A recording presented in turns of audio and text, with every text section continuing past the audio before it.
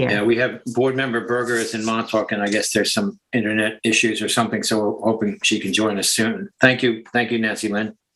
So on back to the question that you asked about Sylvan Realty LLC, I have an affidavit that the mailings were done on the 6th day of October and that the posting went up on the 8th day of October. So the paperwork appears to be in order.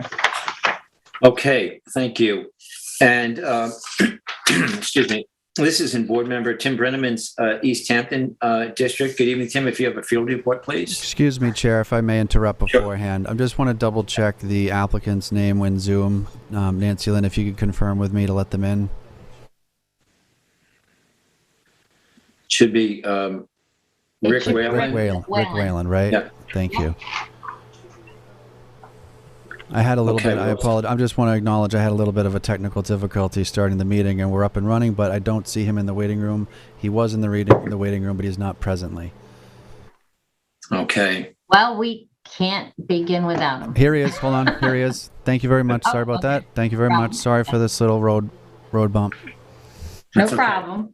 Okay. Okay. He's joining right now, Chair. Okay. Excellent. You let us know when he, oh, there he is. I'm sorry for it. There he is. Okay. Good Sorry evening, about that, Mr. Whalen. 6th day of October, and that the posting went up on the 8th. And excuse me, Mr. Whalen, if you could mute the broadcast in your location. Thank you. Good to go. Okay, we're good to go. Good evening, Richard. Okay, Tim, if you please. Thank you. Sure. I visited this site yesterday, and Marco, I believe, is going to share the screen here and get the photos up. The board would be familiar with this property, I am sure. It's been a nightclub restaurant for a very long time, and so I think this will be fairly familiar to the board. Apologies for the fuzzy picture. I may have been moving because the cars were coming at me pretty quickly through Mall Harbor, but the property was properly posted. Next photo, Marco. So now I'm just turning and facing north, and took a quick shot. Actually, check that, I'm facing south. Took a quick shot that way, and then the next photo I flip up to give you a sense for through Mall Harbor, just going back to the north now. Next photo. So now I've walked starting to walk in the parking lot. This would be the southern face of the existing building, and I'll be walking in from here. Next photo. Kind of standing in the same spot. I scanned to the east, just looking out over what will be this entire area. I believe will all be parking lot. And you can see the vegetation that separates the properties that sit behind to the east of this property. Next photo. Now I've walked a little bit closer to, I believe this to be an entrance. I don't know if it's considered the entrance. It probably is. But this again is facing, this is the south facing side of the building. Next photo. Now, kind of same place, and I've scanned to the east, and so now I'm getting a shot of the sort of addition section of the building. I would say this is probably 1 story, maybe more like 1.5 stories. I'm not really sure what's in that second story. Next photo.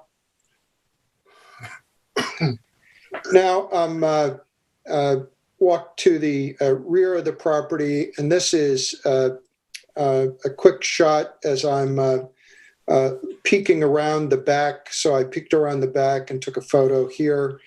You can see a house off in the distance. Next photo.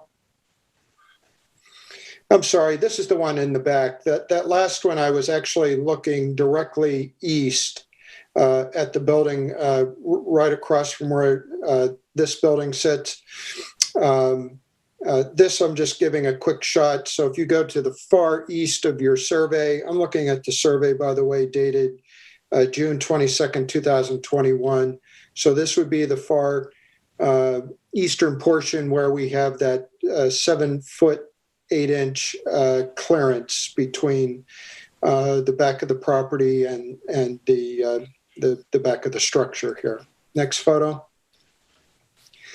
Okay, so now I've walked around. I'm still in the far east of this building, and there is a sort of a fire escape-like stairwell. And I took the liberty of walking up on that stairwell just because I thought it would give me a better view of the properties that sit immediately to the east of this. So this is the first one, and this would be the home. I guess it would be kind of to the northeast of this building, and then I'll start to go from north to south around. Next photo. So this is the home that's directly behind. And I thought this shot was important because, you know, as I understand the plans, I think I am very close, maybe even slightly below where the proposed roof deck would be. Mm-hmm. And so you start to get a sense for what the people that will be occupying those apartments will be looking over, and also their visibility to the property behind. Next photo. And now I've just continued to sort of spin toward the south. And so you can see the corner of this, and you can barely make out there, kind of to the right of the photo, the next slot over, seeing the structure there. Next photo. So now I've walked back out, really out on 3 Mile Harbor Road, and there is a fence there that separates the property. I've raised my phone over that fence to snap a picture of another entrance. So this would be the western entrance to the same building that we were just at the far east of previously. Next photo.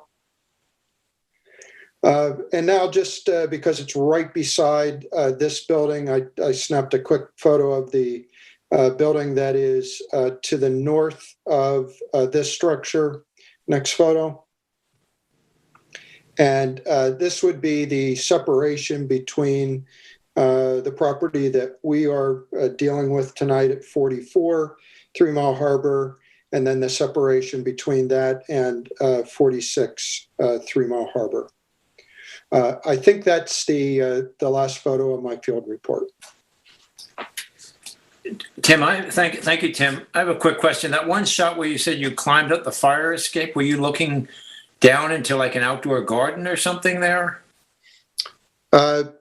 John, I'm at the far eastern part of the building on that survey.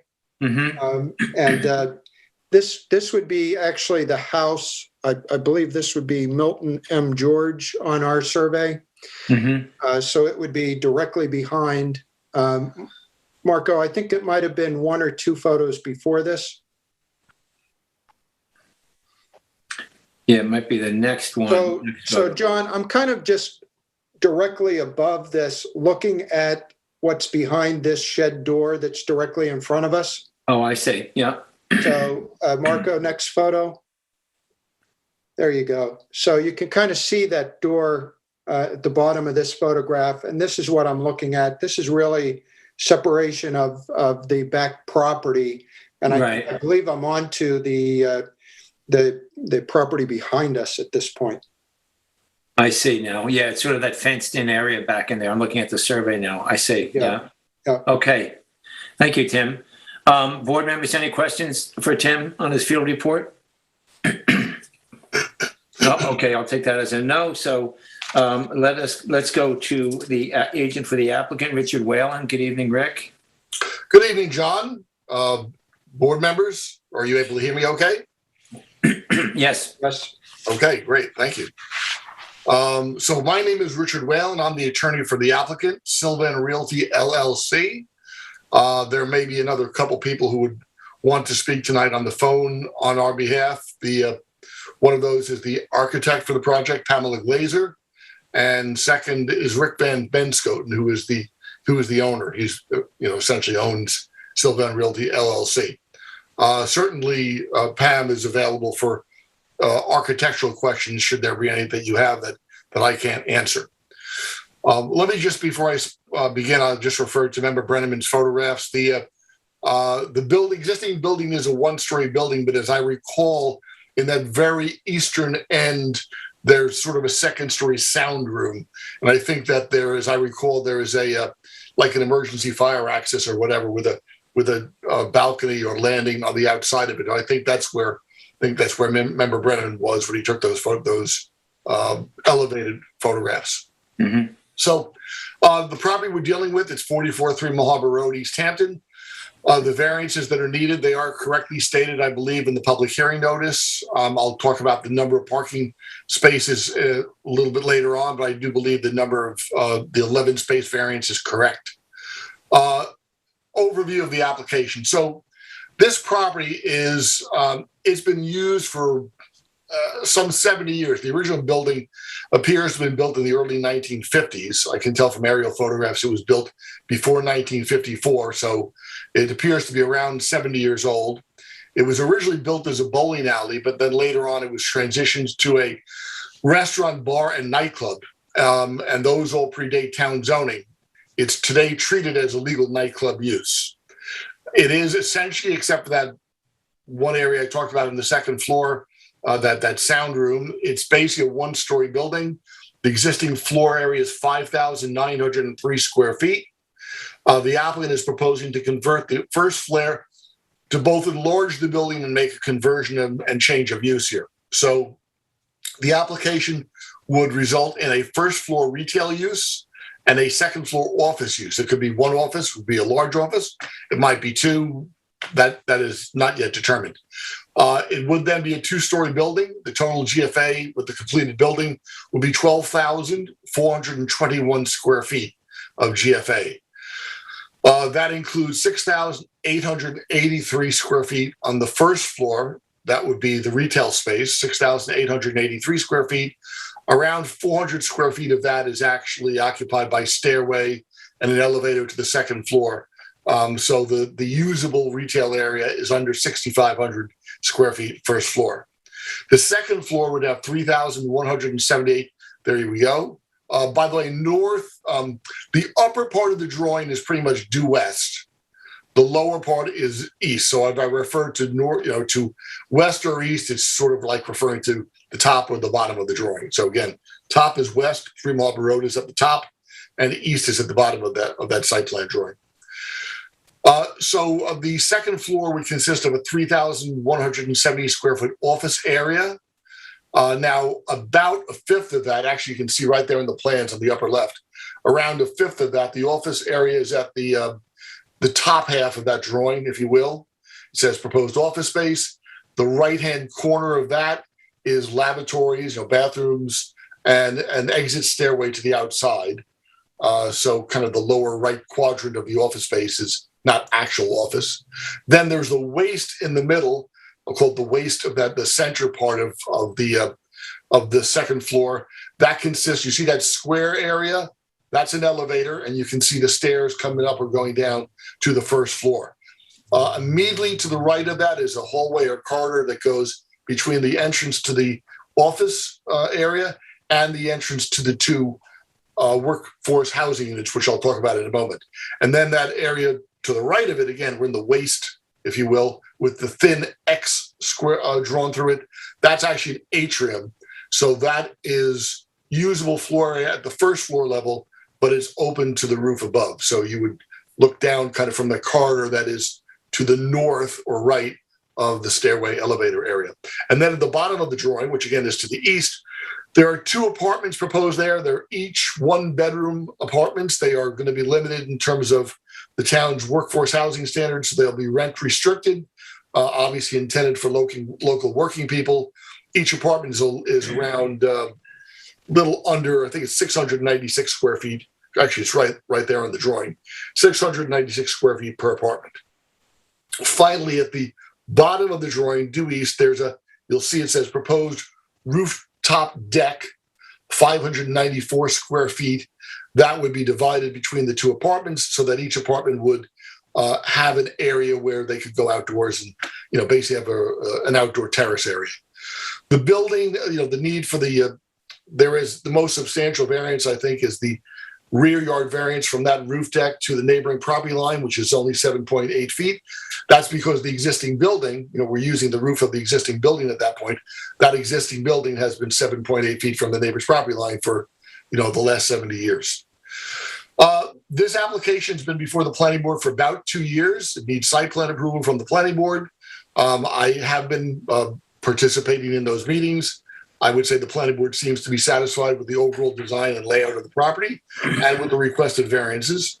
And my understanding, and as far as I know is the case, that they voted not to send a letter to the ZBA in regard to the variances. So you probably don't have a letter in your file from them because they made a decision not to, not to recommend for or against the variances. A little bit further background. So this property, when the current owner owned it in early 2000s, around 2006, we made an application to the town board to rezone it from commercial industrial. That's what it had been zoned at the time of the last comprehensive plan.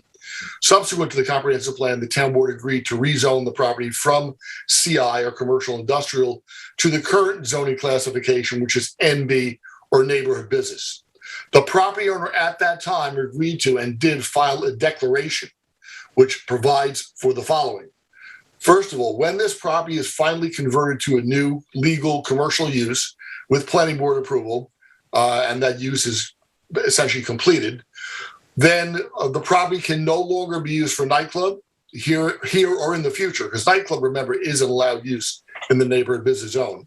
So after this conversion occurs, nightclub will forever be a forbidden use on the property under this recorded declaration. Also not allowed under the declaration, the property cannot be used for a restaurant unless it meets the parking requirements for a restaurant. And the declarations provides that a variance does not constitute compliance with the parking requirements. So the current configuration of the building, it could also not be used as a restaurant. It cannot be used as a fast food restaurant, and it cannot be used for a 24-hour restaurant, retail store, or retail business. And a 24-hour operation is defined as a business that's open for more than 22 hours a day. So if and when this conversion takes place, that declaration will come into force. There was a requirement in the declaration that the planning board review any change of use, and of course that is occurring anyway because of the physical changes on the property. So let me just talk about the variances here. First of all, the number of variances, we actually, when we made our revised resubmittal, we were talking about a 10 variance application, 10 parking space variance application. Note that we are proposing 48 parking spaces. The current parking lot, you cannot determine how many spaces are there. Certainly under 48, because it's completely it's unstriped and unfinished. So we're proposing a fully finished, paved, there you go, 48 parking space. The 48th one is kind of in the middle upper left. The calculation we figured out afterwards, we had computed both the retail space and the office space had the same parking requirement, 1 per 180 square feet. And we added them together, treated them as fungible, in coming up with a requirement for 58 parking spaces.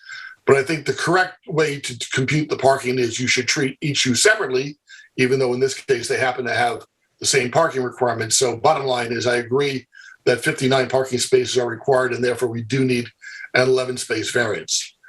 Now, let's talk about the existing use, however. The existing legal use of the property is a nightclub use. Nightclub use requires, under the current zoning code, 2 parking spaces for every 3 people of rated capacity.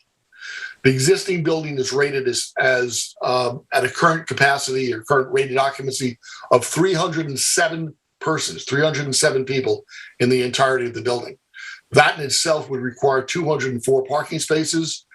For a nightclub, you also require 1 additional parking space for every employee. You're at 204 parking spaces, bottom line, before you even get to calculating the number of employees. So figure there's maybe 15 or 16 employees. at your 220 parking spaces. So under the current zoning code, the site is massively under provided for in terms of parking. We're probably short by over 150 parking spaces if this nightclub really were to operate, at its capacity. And obviously the difference between what we're proposing now, 59 and 48, is a considerably smaller nonconformity in terms of parking. In terms of the rear yard variances, first of all, I want to note that the property has a 50-foot rear yard setback because it's a commercially zoned property. It's a commercial property, and it abuts residential property. Specifically, it abuts 3 residential lots. Those are the residential lots to the east. Member Brenneman showed you a photograph of at least the northern one of those. Those lots from south to north are 35 Springs Fireplace Road, 39 Springs Fireplace Road, and the last one, which is what you saw the photograph of the backyard of, is 43 Springs Fireplace Road. They're all very small lots. They're 0.29 acre. There you go. From south to north, they're 0.29 acre, 0.21 acre, and 0.26 acre in size.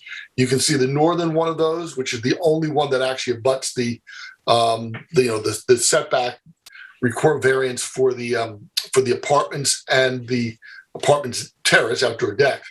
That's about that's a 0.26 acre lot, and a residence was just completed there. Residence was completed there in 2020. What you were looking at from that deck in Member Brenneman's photograph was the backyard of the house. The other two homes are really not affected by the proposed setback, rear yard variance. They got about the parking lot, but not the second story addition that would contain the 2 apartments, nor the apartment terrace. The apartments themselves, just to get the numbers, the numbers are set forth correctly in your hearing notice. We would require let me put it this way: the apartments themselves, the enclosed part of the building, will be 23.7 feet from the easterly property line. Remember that this double setback requirement is the case because we are treated as a commercial lot, but obviously the apartments themselves are residential. Just for comparison purposes, the setback from the residential lot to our property, which is sort of irrelevant because they've already built the house, and the house, as you can see, is kind of in the front center of the lot. But their required rear yard setback for a principal building is only 15 feet, or 10 feet for an accessory building, or 20 feet for a swimming pool. Our apartments would be 23.7 feet from that property line. Our outdoor terrace would be 7.8 feet from the property line because it's on top of the existing, the roof of the existing building.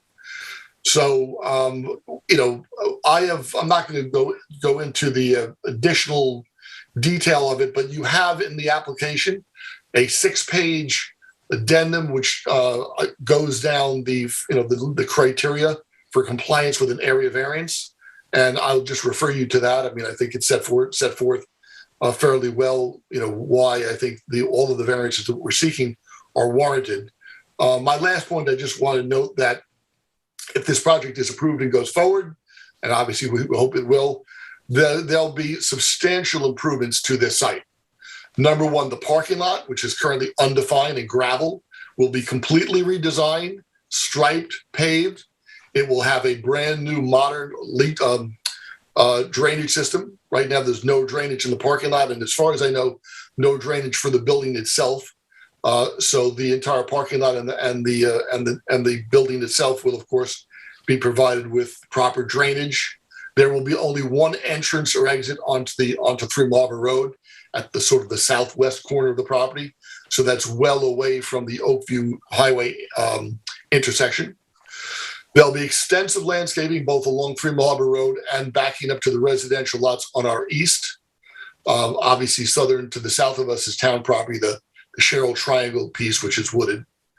All lighting in the parking lot and on the building will be dark sky compliant. And finally, there'll be an entirely new low nitrogen commercial septic system that will be installed to serve the building. And finally, so the applicant obviously has to commit a substantial amount of money to making those improvements, but a further benefit of the project, and one which the planning board appears to find very desirable, is the addition of the 2 workforce housing units. And of course, the setback variances we're talking about don't relate to the commercial aspect of the building. They relate only to the two workforce housing apartments, which I noted above. So I think that suffices to cover my presentation. If you have any questions, I'd be happy to answer them. Bear in mind that there's any questions that relate to the design of the architecture, and we should have Pam Glazer on a phone line if we need her. Thank you. I have questions, but I'll defer to Tim first. Tim? Yeah, I just wanted to correct the record on one thing that Rick mentioned, which is that we did receive a letter from the planning board on this with a review of their last meeting. I won't read it, but it'll be in the public record, and I would characterize it as generally favorable. So just wanted to clean that part up of it. Rick, the one question I had related to the far eastern part of this property and the roof deck, which will definitely overlook the property behind it. Is there proposed vegetation in any way back there that would help to block that view or mitigate that variance? Yes, there is a, I don't know, it's not what you're, yeah, there we go. The proposed site plan that is showing evergreen plantings along the whole eastern property line. Okay. That's the bottom, at the bottom. All right, that was my question, Mr. Chairman.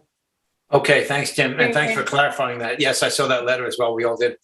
My question, go ahead. Go ahead, Terry. Good evening, Terry. Go ahead. Good evening. The terrace, the same terrace that Tim was referencing, that's for the use of the apartments only. That is correct. Only for the two. Yes, only for the two apartments. Okay. Only they have access to it. Okay. Thank you. Any other questions, board members? I would have one, Mr. Chair. Sure. Rick, I'm wondering right now, as it functions as a nightclub, and as was mentioned by Member Brenneman, we're all familiar with that kind of usage and how it's been used in the past. What happens when we get 300 people there and there's only 40 parking spaces? What do we see? Do we have a scene up and down the road with parking? Yes, historically they parked up and down through Harbor Road. Yeah. So that becomes, that in itself has become a regular, I'm going to guess, now I don't live on Tremont Harbor Road, a regular nuisance then in the evenings if we're going to have additional 100 cars parked on the road. Yeah, I mean, obviously in the last 2 years because of COVID, they have toned things down. But yeah, going forward, if the use is not changed and once COVID restrictions are lifted, they have the right to operate a full-blown nightclub if you've ever been in the building, it's a pretty big building. Yeah. There was the mention in 3 different numbers. You cleared it up, I think, in your presentation that you're looking for an 11 parking spot variance where the number 10 and 9 were thrown around at various times in some of the documentation here, but we're settling on 11 is what we're looking for a variance here? Yes, I had to go through and make sure I understood it correctly. And I agree that the number 11, which is in the hearing notice, is correct. Okay. Then, Mr. Chair, I would have if we're going to wait for Pam Glazer, that's fine. I just have a structural question to ask about the existing. Yeah, that's exactly where I was going to go. Maybe let me run some questions by Pam first and then see if you can tag on to that. Sure. And then I'll come back to you, Rick, myself. Maybe we'll bring in Pam and I can swear her in if that's okay. And then unless somebody else a board member had a question for Rick. Mike, can you find her online? I have her. I'm waiting for John to say, let's go. Ready right now. Yeah, we're ready. Yeah, you can. All right. It, sure. I'll unmute in Pam Glazer right now.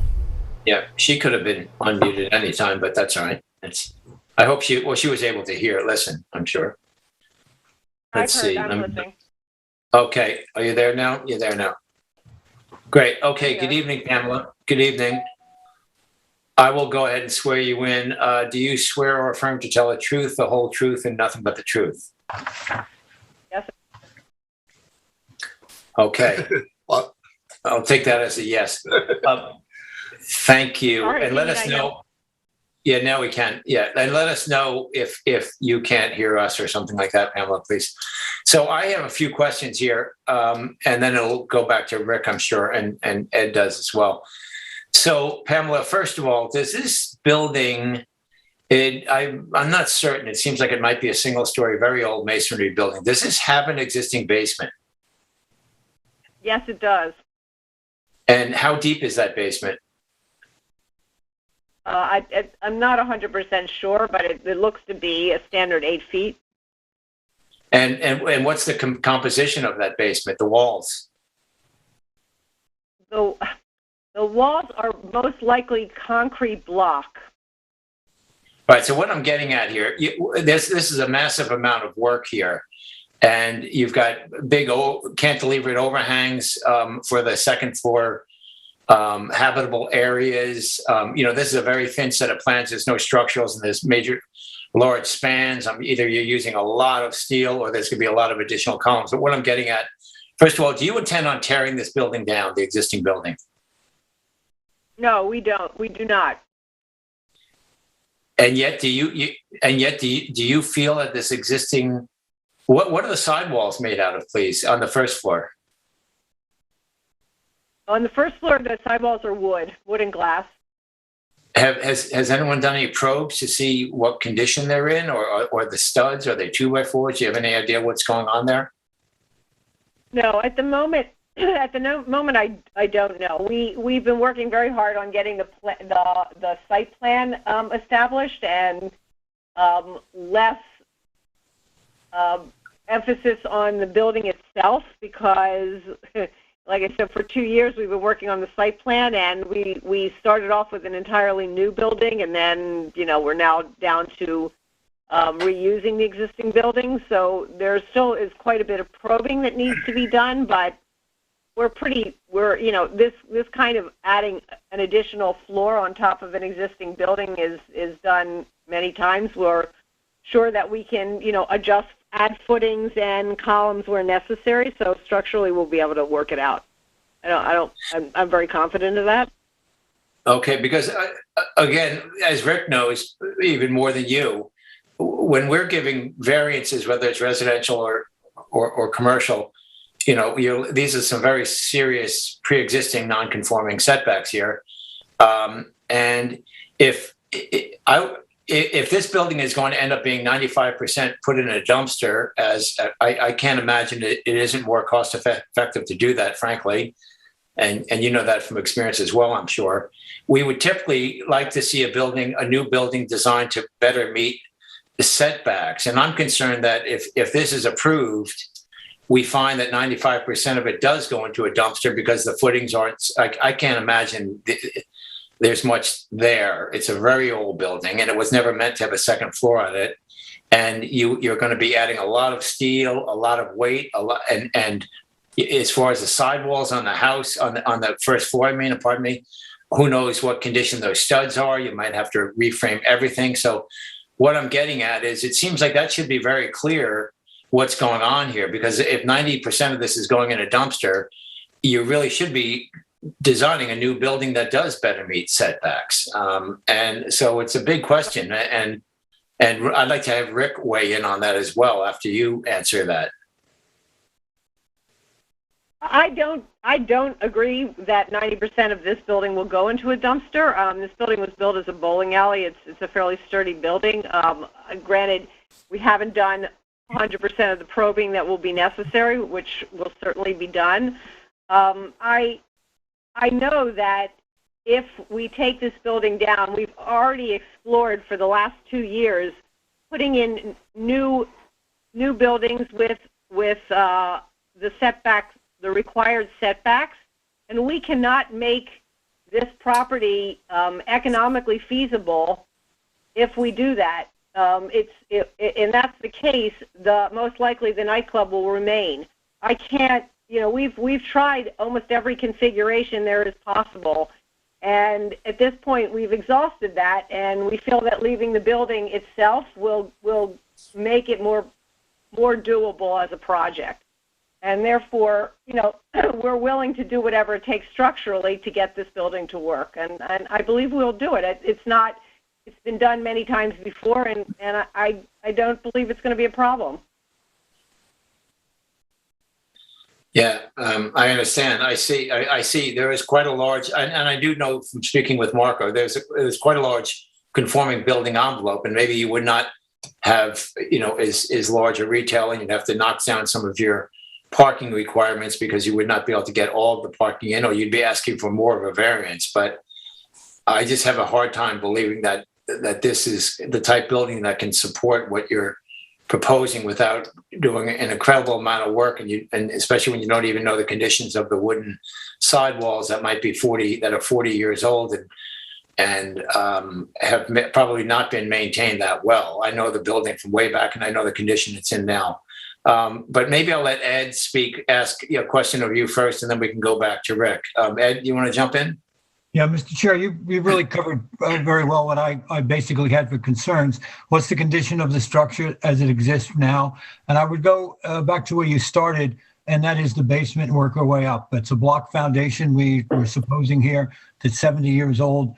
And if it's not been properly waterproofed, so maybe it has been, but if it hasn't been, we could have some damage there structurally. And then we try to address it by adding a great deal of weight above. Now, agreeing with Ms. Glazer, of course, there's things that can be done to salvage anything. Everything can be salvaged. However, how much additional work will have to be done? What other excavation? The way it's proposed here, if we were to approve it, we're to assume that there's going to be very little additional disturbance, very little additional work done, especially below subterranean, below ground level. However, and I think it's been sort of agreed that a full examination hasn't happened, and it would seem like before you can move forward with a plan that's this extensive, not in the parking here, but in the structure itself, we'd want to have a little better background on what's going to happen. And I've got to say that I'm less concerned for myself looking at it for the wall structure, which, walls can be sistered. We know there's ways to work around this, as I am for, ground up. What's going on? What are the footings made of? Will they sustain and support this amount of weight? I'm absolutely certain that the architectural firm will wind up investigating that. But I could imagine that if it turns out that it's not adequate, we might be heading down the road that you've already expressed, Mr. Chair, and that is that are we going to remove most of the structure? Are we going to remove a great deal of the structure? Are we going to have to do a lot of excavation here? We're bringing in a lot more concrete. All those questions are open questions if we haven't fully examined the structure at this point. So I have the same concern you have, and I think we'd all probably like to know a little more about that before we were moving forward with any approvals. Right. And for the record, Ed as well as Vice Chair Deline have decades worth of construction background. So Ed knows what he's talking about. And the other thing, Pamela, not that I don't expect you to have to answer this, you've given us your answer, but as you know, when you're adding on what you're adding on and you're adding full basements there, bringing a new excavation up to existing footings, especially when it's an older building and CMU blocks with footings, even that alone is very can be tricky and is a lot of work. And and other board members may have questions. Before I finish, I'll ask you about this. In the basement plan, you say proposed area of loading zone from street above. Now, I don't see any doors, windows. I don't see any ramping down from the street. Can you explain what you mean by that? Well, a lot of this depends on the client, what they will require, whether or not a conveyor will work, whether just the stair down to the basement will work, or whether or not they need any access to the basement at all. So this is at the moment we're working on getting a parking variance because we don't really understand fully what the town will require of us. Just to reiterate about doing extensive work to the building itself, it would not be any more expensive or evasive than building an entirely new building. In fact, I don't see how it would be, it would definitely be less evasive than building an entirely new building. Whether or not it's more of an expense is really not the concern of the ZBA. The expense would be the concern of the owner. What we're really concerned about is whether or not the laying out of the site is is conducive or desirable to the town. I mean, that's the most important thing here. So I think that's really the answer that we're seeking. Well, for you, right? But go ahead. No, but in terms of the actual use of the building, we've been through so many different designs of this building that at this point we really want to get something that's satisfactory before we start designing the intricacies of the building. I mean, we've done the schematics in the office so we understand how the whole building can function, but the particulars, we need more feedback from you so we can understand what kind of tenant we can actually get there, and that will determine what kind of system we need for unloading, whether it needs to go to the base or the first floor. So a lot of these things are up in the air because it's very difficult for me at this point to give exact answers. Okay, I appreciate that. But I mean, and I'll just finish up by saying, obviously these issues come into play, especially in the site plan where you have another cut on 3 Mile Harbor Road, very close to Jackson Street. You've got that is specifically for loading and unloading, and yet we don't even know what's going to happen there. And the reason it's for us, it's not a matter of the cost. For you, as zoning board members, our concern, as I said at the beginning when I opened this conversation, is that if this building is going to end up being thrown in a dumpster when you get to going we should, and the planning board should know that, because therefore, in our eyes, it should be much more conforming. A new building has the opportunity, and you as designers have the ability to make it much more conforming. So that's what we're about with the zoning board. So I'll leave it at that for now. Thank you. Yeah, that's correct. I agree with you there, for sure. Good. Roy or Tim or anyone else, any other questions for Pamela while we have her? I think you've had a good line of questioning there, so I have nothing else to add. Okay, thank you, Roy. Otherwise, why don't we hear from the planning department, and then we can come back with a public hearing and let Rick have a final comment. Marco, maybe I will swear you in if you're there. Yes, I'm here. Okay, thanks for your work, and good evening, Marco. Do you swear or affirm to tell the truth, the whole truth, and nothing but the truth? Yes. Thank you. Go ahead, please, Marco. Yeah, so a lot has already been said about the application. So I'm just briefly going to summarize what the planning board has discussed in the memo that was sent to the ZBA. During the last review in June 16, 2021, there was one planning board member that was absent. Six members of the board, the planning board, expressed support for the rear yard setback variance for 2 accessory affordable apartments. The majority of the planning board expressed support for a variance of 11 parking spaces. There was one board member that expressed that the variance of 11 parking spaces is excessive and could be lesser if the proposed retail spaces were reduced. The planning board did find that the proposed parking layout to be favorable, and that the use of the property would be an improvement over the existing nightclub use. But the planning board also notes that other site plan elements and designs, such as the frontage towards 3 Mile Harbor Road, will need to be addressed pending the zoning board's review.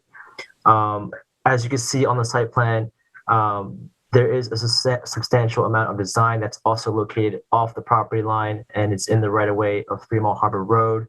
I'm going to zoom in on the other site plan to kind of illustrate. So the dotted line here, where my mouse cursor is over, is where the property line is. And I just want to note that there's a substantial amount of landscaping that goes beyond that. Any kind of approval for that kind of work, which is going to provide screening and influence for traffic flow, will need to be approved by the Suffolk County Department of Public Works.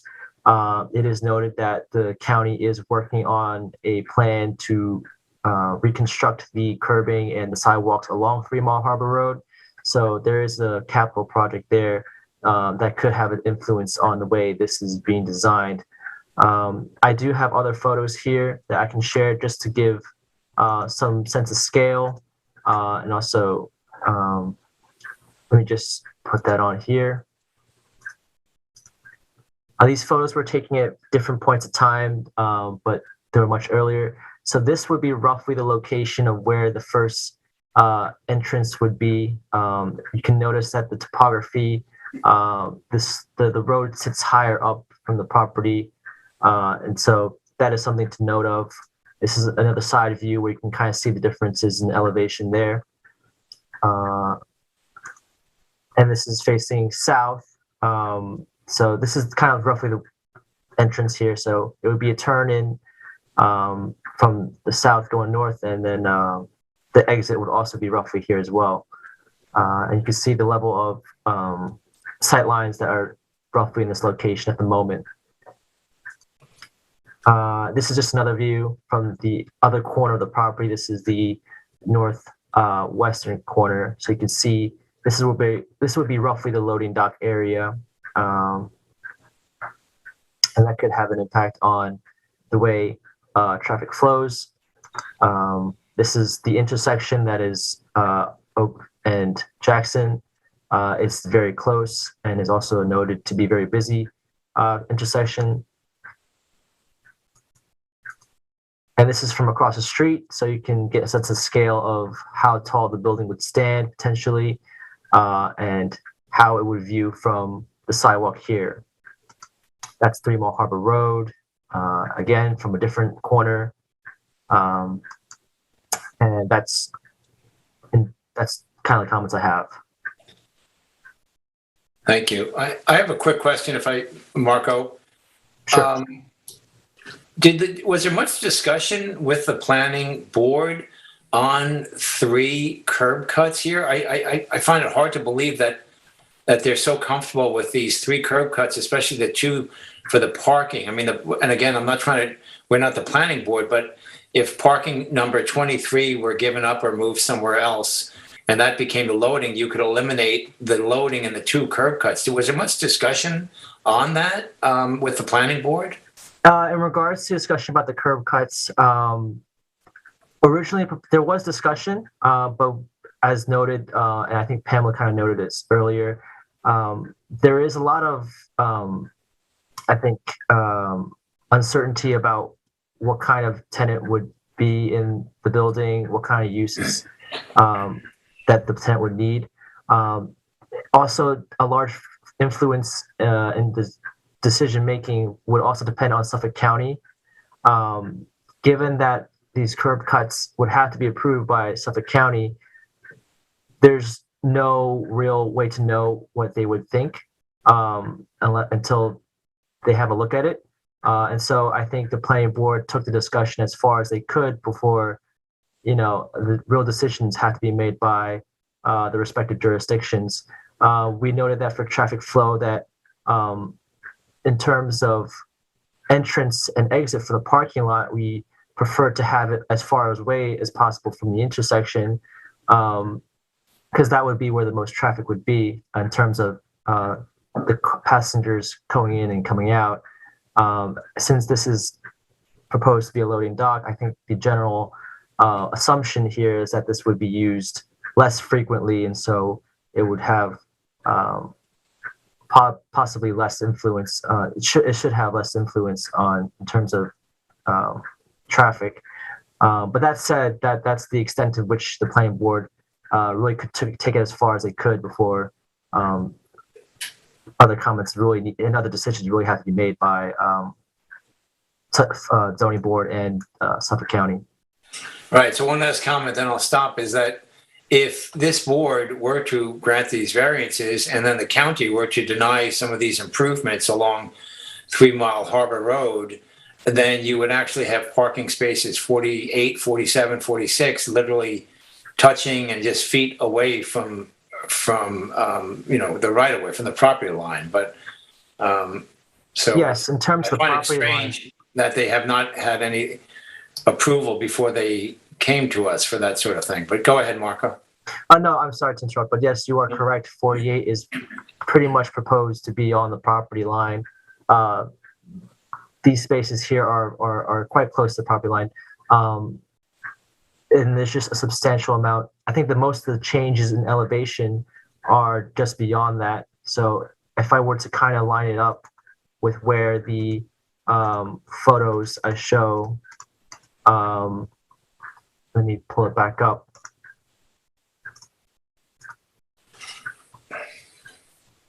So the parking spaces could go up to about here. So it's this. I'm sorry, I'm really kind of guesswork here, but given the topography and where the road sits, the parking spaces would be roughly here. So, but yes, that is something that you've noted.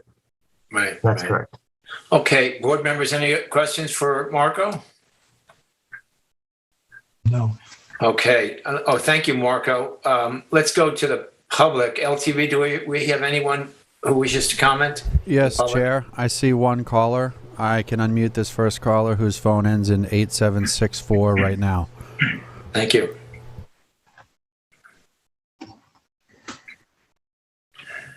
Hello, caller with your phone ending in 8764. You're live with the town zoning board. Hello. Hello, you caller. Can you please state your name? Yeah, I'm sorry. Am I alive? Yes. Me? Yes, me. You're on. Okay, it's a little confusing with the time delay, watching on the computer and then trying to pick up the phone and jumping in. Okay, here we go. Good evening, board, applicant, Rick, and everyone else. This is David Buddha. I'm calling in tonight to register my opposition. Wait a second. Excuse me. He can't speak until he's You want to sworn swear in. me in? Okay. Yes, Okay. yes, Yeah. yes. And David, good evening, David. Maybe you can shut down your volume, or if you have it, or anything that's going to make the delay awkward. As long as you can hear. So, David, I'm on the phone. The headset is put away. Okay. I'm watching That's fine. Okay, that's fine. Well, thank you, David. David, do you swear or affirm to tell the truth, the whole truth, and nothing but the truth? I do. Thank you. Good evening. Go ahead, David. Good evening to everyone again. And also, Nancy Lynn, I didn't mention you. Good evening. David, can you give us your address?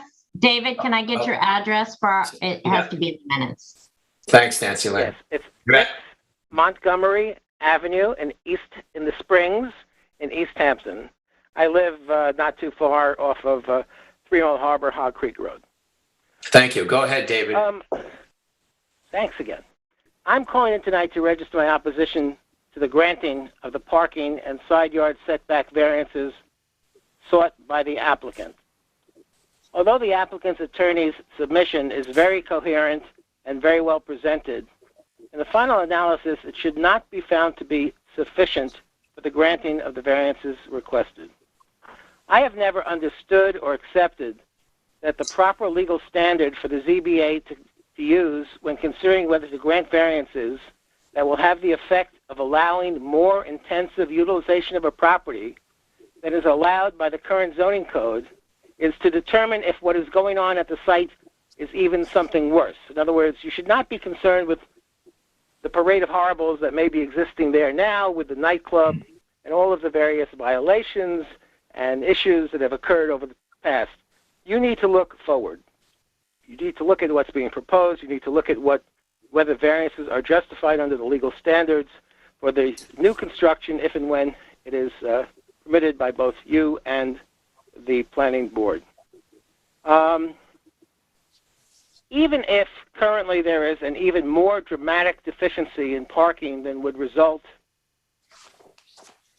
if the parking variance is granted, is not the proper measure to use. Even if the pre-existing non-conforming bar, restaurant, nightclub is a public nuisance, proper land use considerations must still be utilized to ensure compatibility and use of the property in the future.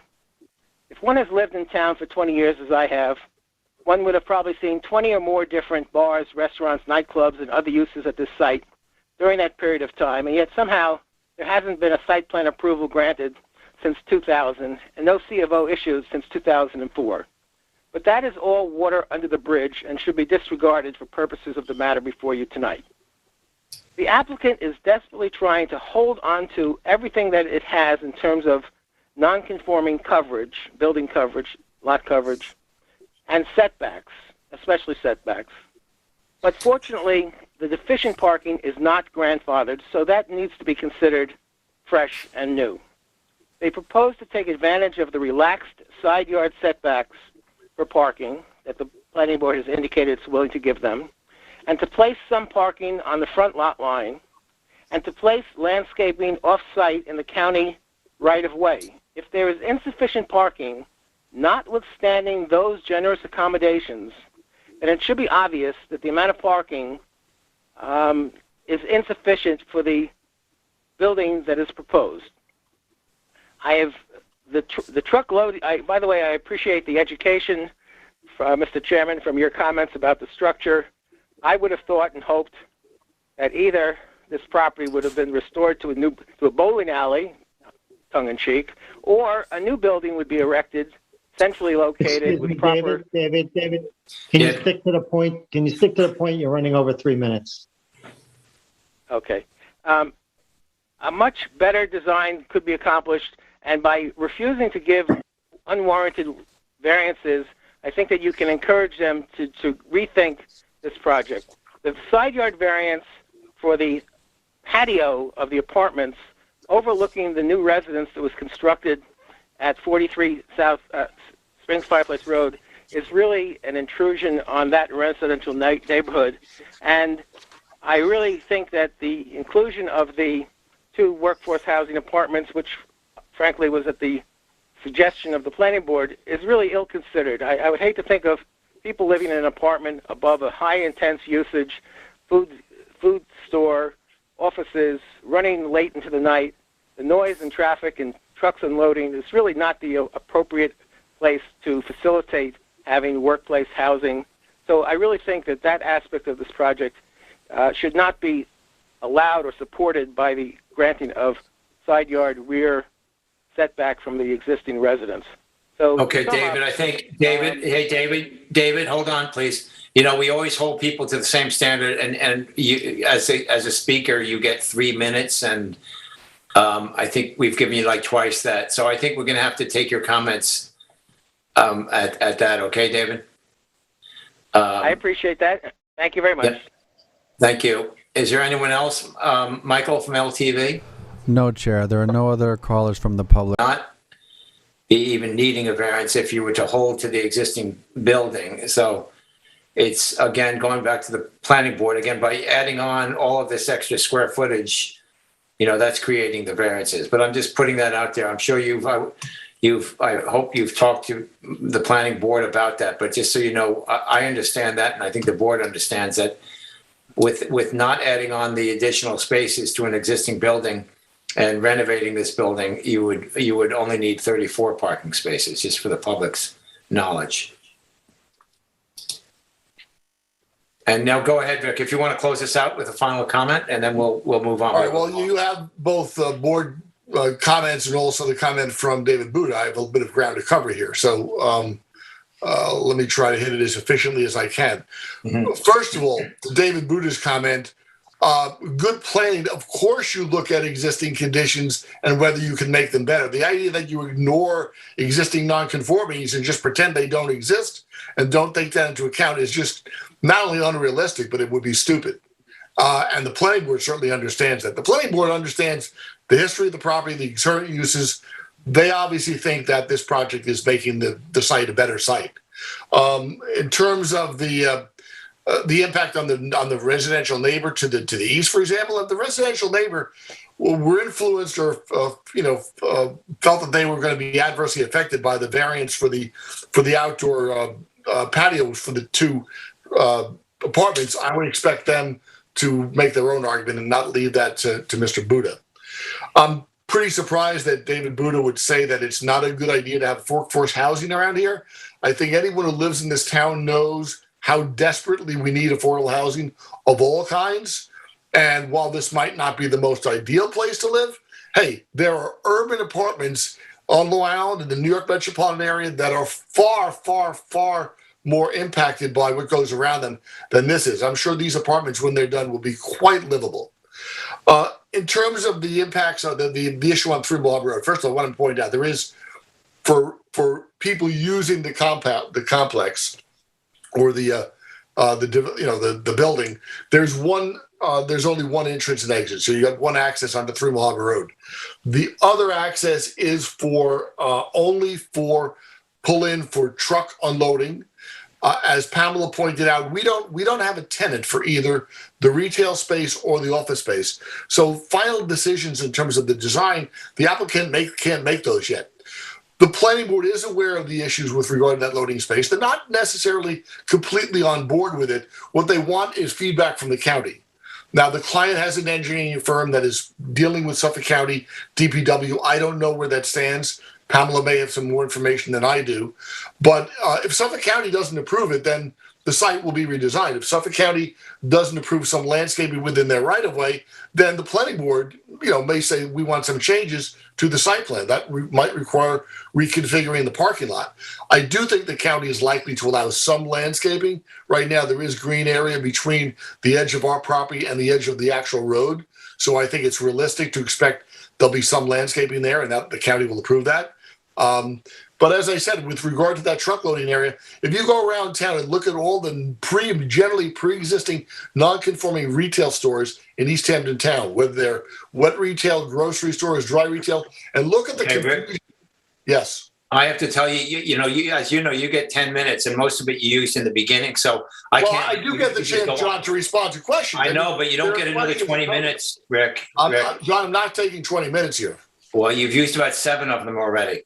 All right. Let me, if you don't mind, I'd just like to complete this. I'm asking you to wrap it up. Yes, go ahead. So, the other point I just wanted to make in terms of the nonconformity of the existing building. The applicant has an existing nonconforming building. There are some advantages to the placement of that building. If worst came to worst, bear in mind, and you guys know the code, the applicant has the right to reconstruct a nonconforming building. So while I certainly understand why you're asking questions about that towards the amount of work that will be necessary when this is, when the construction takes place. The applicant could, if he needed to, he could rebuild the building so it met code today and start from there. So I think at the end of the day, that does kind of become a red herring. We have what we have, and the nonconformities that we have, we're going to maintain them. Okay. Thank you. So we spent over an hour on this hearing, so I think we definitely have to wrap up. But I will say this, and this is sort of to counsel, to Art, Nancy Lynn Thiel as well, is that if we don't even know if the county is going to be approving this site plan, I kind of wonder if we're giving a variance for the parking and we really don't even know the configuration of that parking. It's just, I'm not sure if John, the project is what the project is. Richard, I think he was asking me. Richard. Yeah, I was asking Nancy Lynn. Yeah. The procedure will be is if an application is processed on this, then and they ask us to go forward on giving a decision, then the decision will be on the plans that were before you. If they ultimately decide to go with a different configuration, they will have to come back for a rehearing. Okay. That's what I wanted. That's kind of what I was thinking. Thank you for that. Yep. Okay. I think, thank you, Rick, and thank you all. All right. Thank you. Yeah. Okay. Tim, if you please, Tim, would you close us out, please, Tim? Sure. And Nancy Lynn, if you could just remind me, we're holding the public record open for how long? 2 weeks after the transcript of the hearing posts. Okay. So in the matter of Sylvan Realty LLC, 44 3 Mile Harbor Road, East Hampton, Suffolk County Tax Map number 300-161-4-9, I make a motion to close the public hearing and to keep the written record open for 2 weeks after the transcripts post on the town website. I'll second it. I'll concur. Thanks, Ed. You got it. Concur. And I concur. Thank you, Tim. Thank you, Rick, Pamela, and Marco. Thank you for your work on this. Okay, we will move on. Our next public hearing. Thank you. Have a good evening. Thanks, Marco. Have a good evening yourself. Okay, next we have Michael Grunberg at 39 Green Hollow Road in East Hampton, tax map number 300-193-2-7.6. And the lot size and location here is 40. Somebody's got something on. Excuse me. Okay. Sorry about that. That's Mr. Evans. Welcome to the hearing. Go ahead, Chair. Okay. Lot size and location, 47,105 square feet at 39 Green Hollow Road, Georgia Estates, map number 7677, East Hampton. Description is to construct a 1,330 square feet of solar panels on the flat roof portion of an existing roof. The relief sought, one variance from 255-11-72 to allow the placement of solar panels 7 feet 6 inches above the maximum allowable height. This is in an A residence zoning district. The flood zone is X, the secret class is type 2. Council, do we have a proper affidavit of service and posting? We have an affidavit that the mailings were sent out on the 6th day of October, and an affidavit that the notices were posted on the 6th day of October. So the paperwork appears to be in order. Thank you. Thank you, Council. Okay, once again, this is in Board Member Tim Brenneman's East Hampton District. If you would, Tim, with your field report. Thank you. Yes, thank you, Mr. Chairman. So I visited the property yesterday and it was properly posted. Next photo. Now I'm out on Green Hollow Road where the entrance to the property is, facing north in this photo. Next photo. Now I've flipped around and facing south, and this would point down toward Buckskull Road, where I believe I have a photo later on. Next photo. Okay, so now I've walked in. You can see on the survey, survey dated October 16th, 2018 is the one I'm looking at. And so I'm standing in that stone driveway, looking at the front, I guess facing west. And the flat roof would be above the roof line that you see in this photograph. Next photo. I've just walked around, so I've walked toward the east and toward the driveway. We can see the garage off on the right, and so this is now me kind of facing west and looking at the building. Next photo. Now I've walked behind the building, facing south now, and just taking a couple of photos to get a glimpse of this building from the back. Next photo. Again, standing the same spot. I've just scanned to my left, and this was that two-story residence garage structure that was pictured in the photograph at the beginning. Next photo. Now I've walked to the back of the property. In fact, this is a photograph of the timber landscape wall that's featured on the survey toward the back of the property. There is a retaining wall here that I don't know whether it's technically considered a retaining wall, but it's certainly elevated several feet above the property behind. More importantly, just a glimpse of just the amount of wooded area behind the building here. As the board knows, on this area, this is horse farm, farmland, and woodland kind of area back in this general area of town. Next photo. So now same spot, but now I'm rotating more toward the north. And again, you can see some fencing off in the distance, but really very secluded here in the back of the property. Next photo. Now I'm continuing to scan over. I think what's pictured is one of the structures that's housing the pool equipment, and looking beyond that then, and I believe now I'm looking out across actually Buckskill Road. So beyond that fence and beyond a wooded area, you would get to Buckskill Road.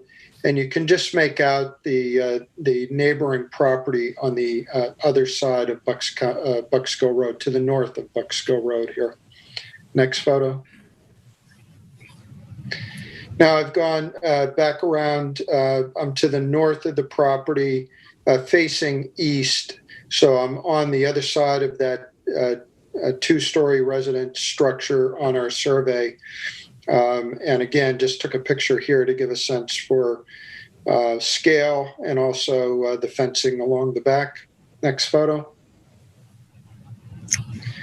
So now I've walked back out of the residence just to take a look at the business that is a racket club that is directly across from Green Hollow Road. So this would be one of the neighboring properties impacted by this variance, if you will. Next photo.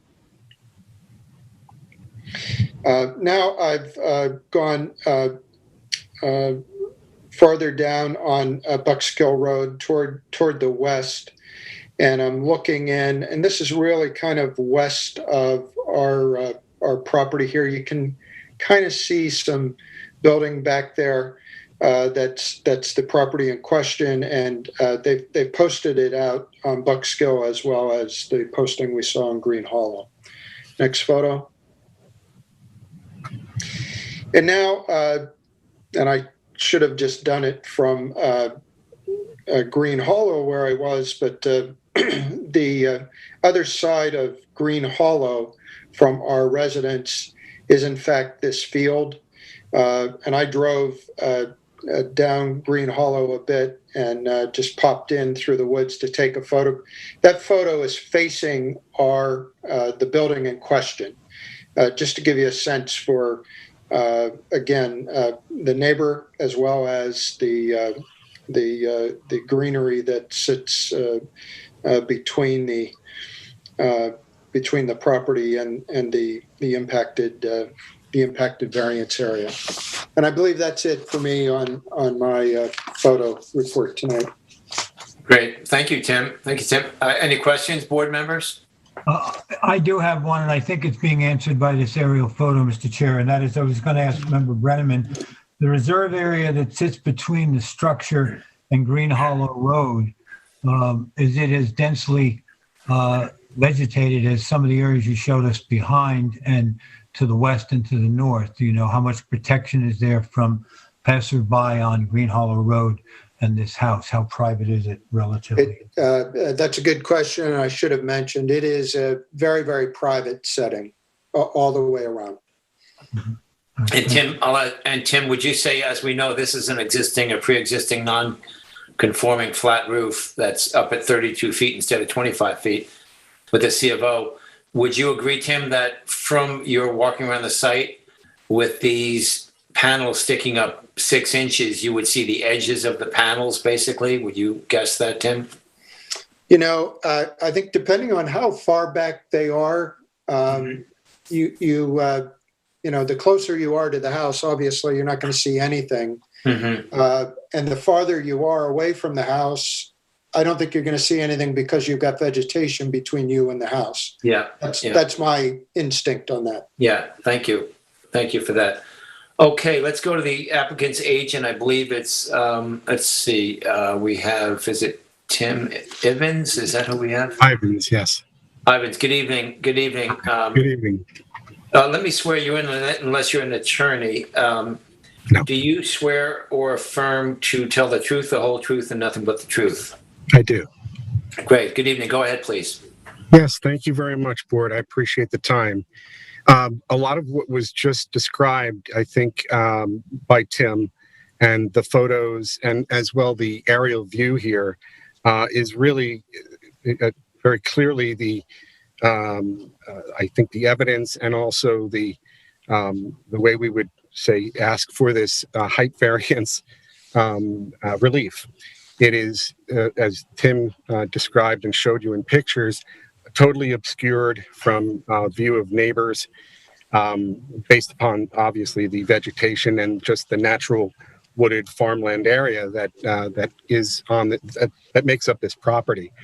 So yes, the arrays are shrouded by obviously all of that and the fact that it is on that flat portion of roof and set back off the edges. So, and honestly, underneath and below, there are skylights that you can see depicted on this aerial, and they're actually below the height of the skylights that exist, as well as the chimney and the finial on the home itself. So very unobtrusive proposed solar array that I think is very much in line with obviously the well-known goals of renewable energy for the town of East Hampton. And we're pleased to present the project and just ask for your feedback, and certainly we would love your approval tonight. Okay, thank you. Board members, any questions? Yeah, I do, Mr. Chair. Sure. I want to ask Mr. Ivans, is there a curb on this flat roof that surrounds it? Does it go around the perimeter? Generally, flat roofs will have something of a curb to retain blowing water and that Yes, sort of... that is correct. Yes, it's And so there's a curb. Do you have any idea how tall that curb is at this time? It's very slight, but it is, it obviously is. It's one of the best roofs I've seen in many years in doing this work, where drainage and all of the relief from this roof has been taken into consideration. The builder did a spectacular job of accounting for that. So it's very natural, and I would say it just is if it's a few inches, 3 or 4 inches of a natural curve, if you will, on that edge of the roof. So that leads me to a second question. Sure. The panels at this point, I Yes. suggest will sit above that curb by some number. 6 inches is there. 6 inches from the flat roof or 6 inches above the curb?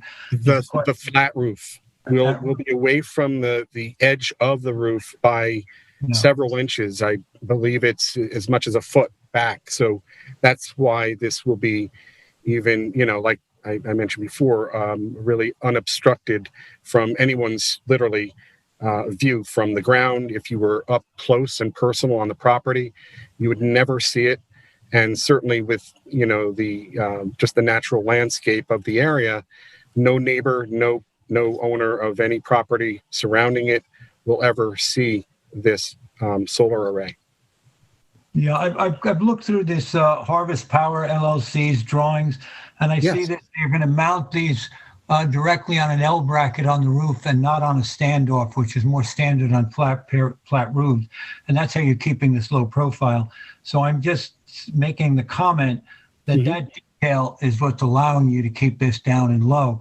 If you were to change the method of installation, it might raise it up another 6 or 8 inches. So I think that the drawing, as we see, I think it's on A4 of their drawings, shows the way in which that bracket is mounted. Yeah, there you go. And that only allows for a minimum amount of height off of a flat roof, not always the way it's done. So because of that, I just want to make sure that we understand that at a later time, we're not going to come back and then say, well, let's put it on 9-inch standoff. Yeah, no, not at all. And there, honestly, too, there are new systems that are standoff systems that are built specifically for flat roofs that certainly are in consideration here for final design to make sure that we adhere to the 6-inch request here. But yes, the technology that we have is sound and reliable, and we've done this in many other installations, and we're taking great care and concern because it is a flat roof. That is one of the challenges, but it's one of the things that that we're very good at. We're a roofing company with 45 years of experience in building construction, so this is right in our wheelhouse, and we're quite familiar with how to make it work. Yeah, okay. I accept that as your answer. Thank you very much. I'm just Thank saying you, Ed. it's a little bit of a different installation approach, and if you're comfortable that it's going to work, that's fine. Our consideration would be how visual it might be, and so if this was to change the standoff, we'd have a different attitude. But right now, as drawn, I understand what you're aiming for, and I think it's you bet. At least it's accurate compared to what you've proposed it's going to be. Thanks. Thank you. Okay, thank you, Ed. Board members, any other questions for Mr. Evans? No? Okay, let's go to the planning department. We have Eleni. Is Eleni here with us? Yes, let me scroll down. Eleni's here, right? Yes, good evening.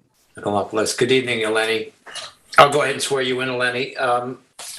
Please, do you swear or affirm to tell the truth, the whole truth, and nothing but the truth? Yes, I do.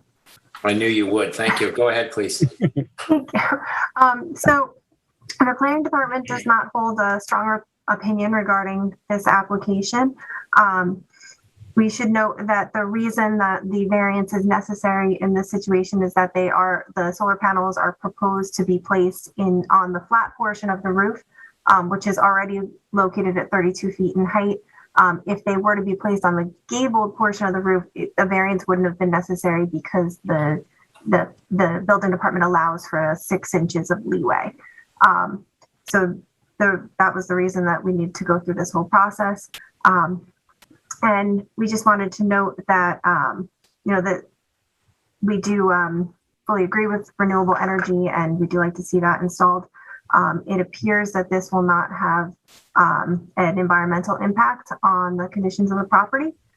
And if there are any other questions? Thank you for your work on this, Eleni. I do not. Board members, any questions for Eleni? No. Okay.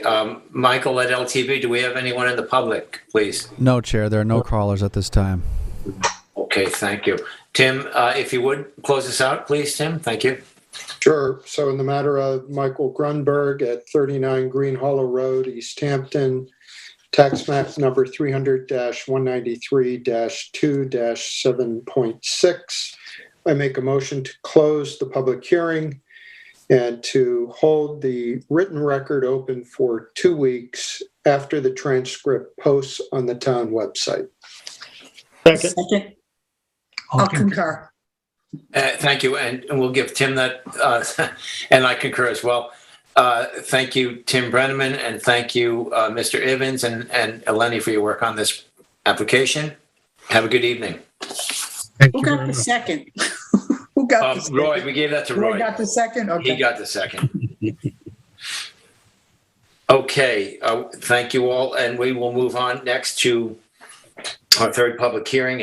The applicant here is Harvey Elger and 60 South Elroy LLC at 60 and 64 South Elroy Drive in Montauk. And the lot size and location is 20,120 square feet at 60 and 64 South Elroy Drive, Hither Hills, map number 496, Montauk tax map number 300-48-2-11 and 300-48-2-12. Description is to repair 20 linear feet of the foundation of the residence, construct a 93.5 square foot deck, and to allow a 55 square foot deck and outdoor shower to remain on the property within 100 feet of freshwater wetlands. The relief sought is a natural resources special permit pursuant to 255-4-20, and 4 variances are required. 2 variances from 255-4-30 wetland setbacks of 69 feet for decking and an outdoor shower located at its closest 31 feet from wetlands where 100 feet is required. 2 variances from 255-11-10 dimensional setbacks of 10 feet are required to allow an existing deck and outdoor shower to remain 0 feet from the property line where 10 feet is required, and any other relief necessary from the East Hampton Town Code. The zoning district here is a B residence. The flood zone is AE flood zone elevation 7. The secret class is type 2. And council, do we have a proper affidavit of service and posting, please? I have affidavit that the mailings were done on the 5th day of October and that the posting was done on the 5th day of October. So the paperwork appears to be in order. Okay, thank you. Okay, this is in Board Member Berger's Montauk District, I believe, Terry? Yes. Okay, this was the official notice. It was properly posted. And I'm going to walk around the entire property and take photos of things that are not in the specific relief requested. But in the TAM, it did mention how this is a pre-existing non-conforming with a lot of improvements already existing on the property. So Next. And just went across the street. The house that you see there on the right is also owned by the same owner, well, under another name. And the public notice was necessary because the repair to the foundation on the cottage that's proposed actually goes over onto the other lot. So both properties had to be noticed. So next. Okay, so now on the left there, that's the main house of 64 South Elroy. The one on the right is 60 South Elroy, and the cottage is what you see in the back there, where the proposed repairs to the foundation are proposed. And then on the back side of that is where a patio, a proposed wood deck is proposed. So we're going to go back there. That area on the cottage, well, you can go to the next one, I guess, Eleni. Now I'm standing on the side. I'm actually standing on the property of the lot next door. You can see the L shape on the applicant's lot. And so I'm looking at that area where the foundation is proposed to be repaired. And roughly where that tree is where the property line actually goes from the cottage down toward the south to the property next door. Yeah, that way. Okay. Next. This is just another view of that. And it also shows in the direction where the patio is and toward the Fort Pond area. And next. Okay, this then the distance there is the shed that exists on the property, well, pretty much on the property line, 3 feet from the property line. And beyond that, there's a deck with the shower that's also proposed for the variance, the 10-foot variance. Now, next. And this I've turned, and this is the cottage, the back of the cottage, and this is the area where the proposed wood deck is, well, it's proposed, I keep saying proposed, for the wood deck on that cottage. In the distance, you see there's a second cottage as well as the main house on this property. And that's what you see in the distance there. And I will be walking around and getting photos there too. Next. That's just a further view. And that corner on the right there, it's not in the survey, and I believe it was not in existence. There's a bluestone patio that exists today that is not on the survey, and also looks like it was not in the photos that the planning department took about a year ago. So that needs to be addressed also. Next, we'll see another photo of that. Okay, now this is a shot of the deck and the shower that's on the property line, and it also requires the variance from setback from Fort Pond, wetlands. And there's a big drop off here down to the water that you'll see. I'm going to take a couple of photos along the fence line there and move on. Next. So you can see how it drops off steeply right beyond that. And next, I did take a photo of, I'm walking toward the other cottage that's on the property now, and I'm going to take a next shot. Shows the existing staircase that goes down to the water from here. Next. And that's another in the more northerly, northeast direction of Fort Pond. And next, and this now I turned around, and again, this is just another view of the cottage where the proposed decking is requested. And you can see the other house next door that is also in this ownership. In the background there. Next. Now I've turned around and took a shot of this patio that was not on the survey and was not in existence. So good view of that. Next. Now, on the northern side of the cottage, that little snippet, the wall there on the left is the cottage where the proposed decking is requested. And there's a stone walkway that goes up toward the garage, what you see as the garage in the distance. And I'm going to be walking up there. Next. And this is a shot of the one side of the garage there. You can see a stone, and there's the planters. And then I'm going to turn around and take a shot of the other side of the cottage in question with that decking. And next, now I've turned and looked toward the street. This is the rear of the main house now on the property. And you see there's been a lot of stonework, a lot of woodwork. You get a feel for the amount of development on the property. And next, this is toward the stockade. The stockade fence is on the property line there, heading to the next door neighbor on the what would be northwestern side, I guess. And next. So now this is, what I did do was go back to the other side.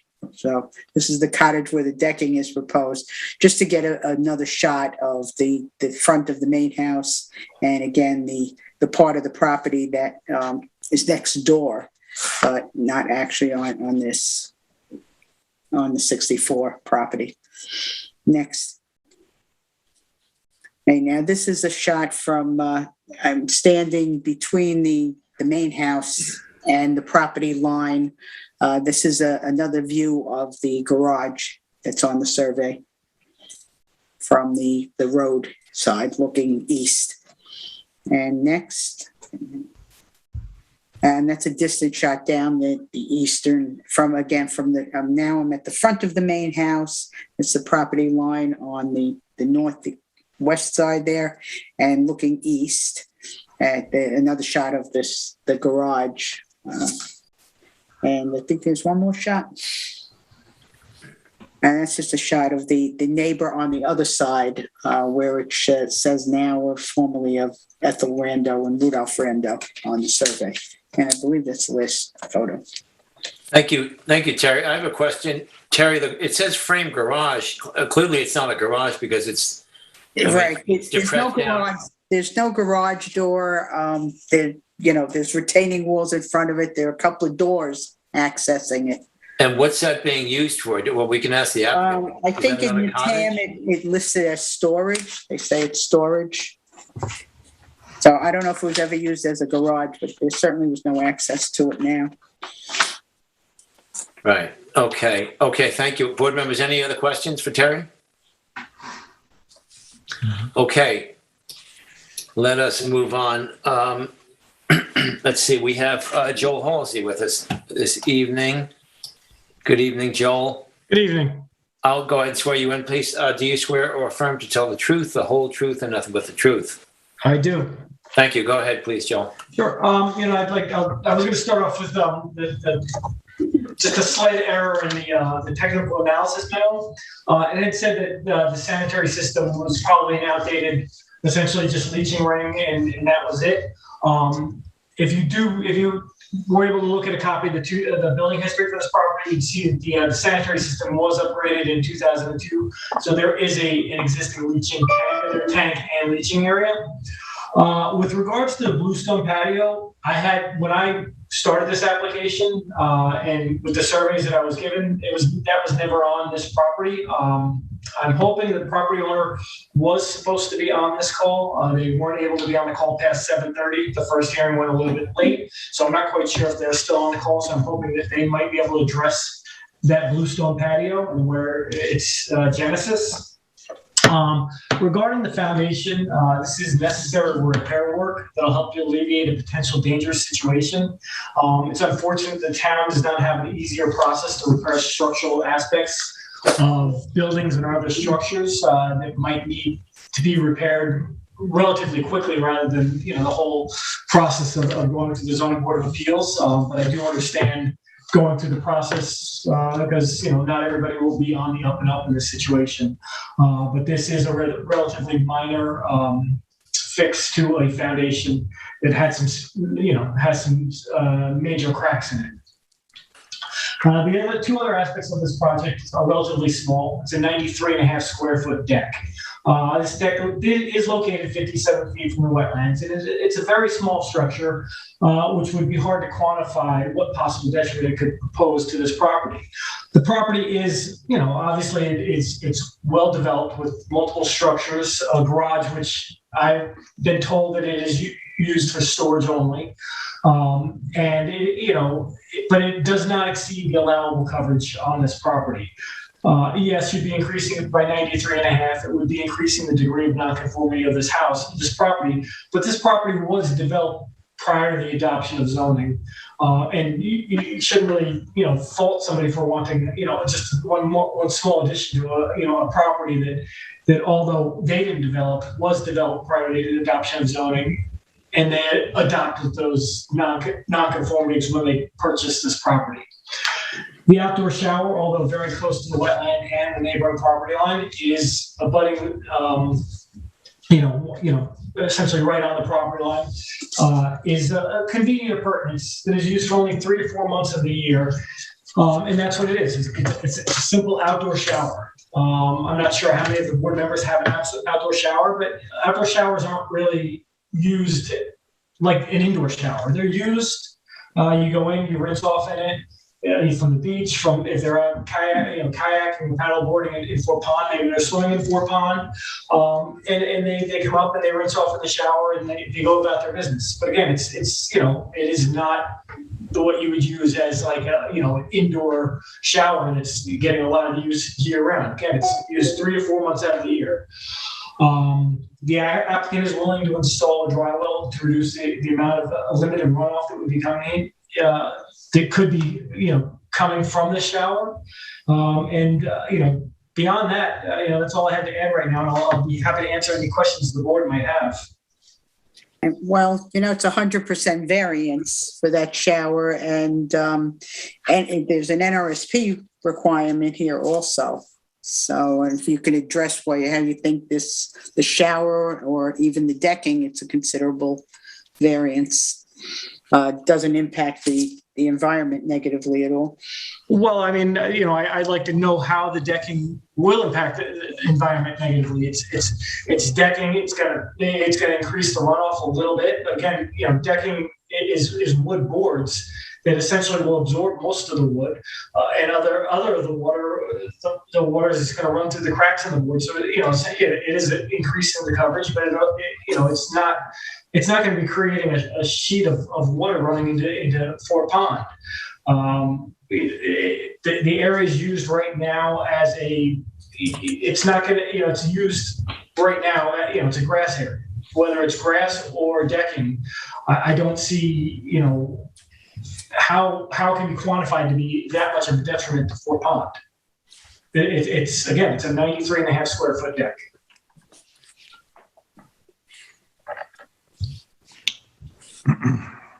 Ed, any questions?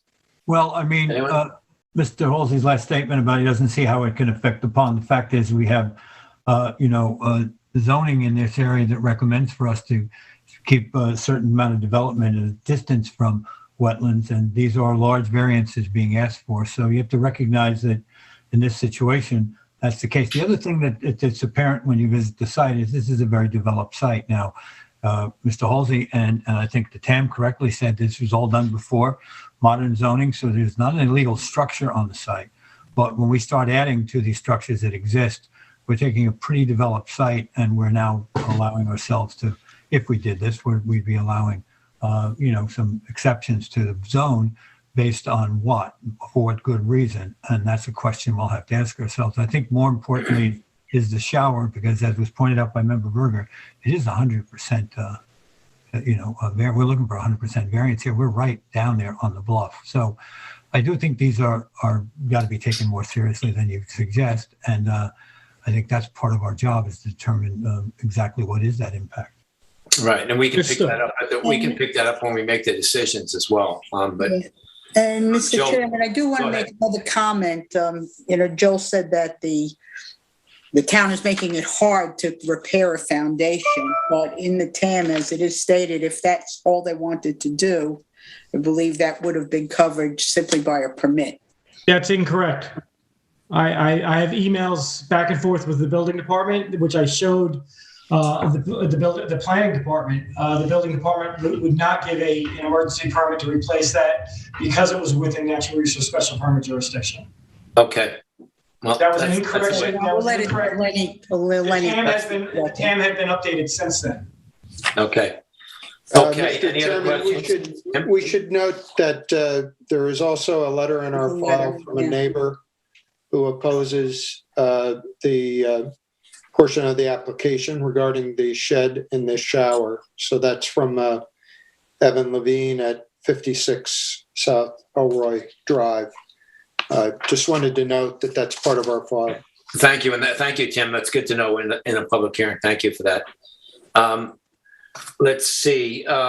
Do we have LTV? Do we have anyone in the? Oh, I'm sorry. We have not heard. Let's go to the planning department. Let's hear from Eleni, and then we can circle back with the public and a final comment from Joel and board members' questions. Eleni, go ahead, please. Good evening, board members. Eleni Nicolopoulos for the planning department. So yeah, I would like to first start by noting there was an error in the TAM. So I will note that we did go back and we did speak with the building department. This is the only route that they would be able to take. They did have to come to the zoning board in order to replace the foundation. So that there's that, and it was updated and corrected. I believe there was an updated version in July of this year. Thank you. Thank you, Eleni. And also, I would note that the applicant is correct in stating that the sanitary system was updated. So it is not just a single leaching structure.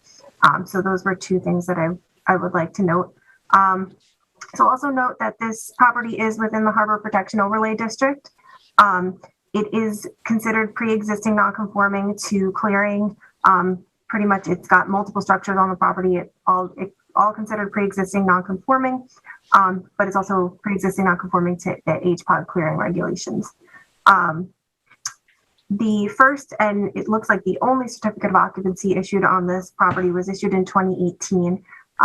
And so pretty much everything on the parcel that it currently exists was on that certificate of occupancy, with the exception of the decking over in this area behind the shed with the outdoor shower.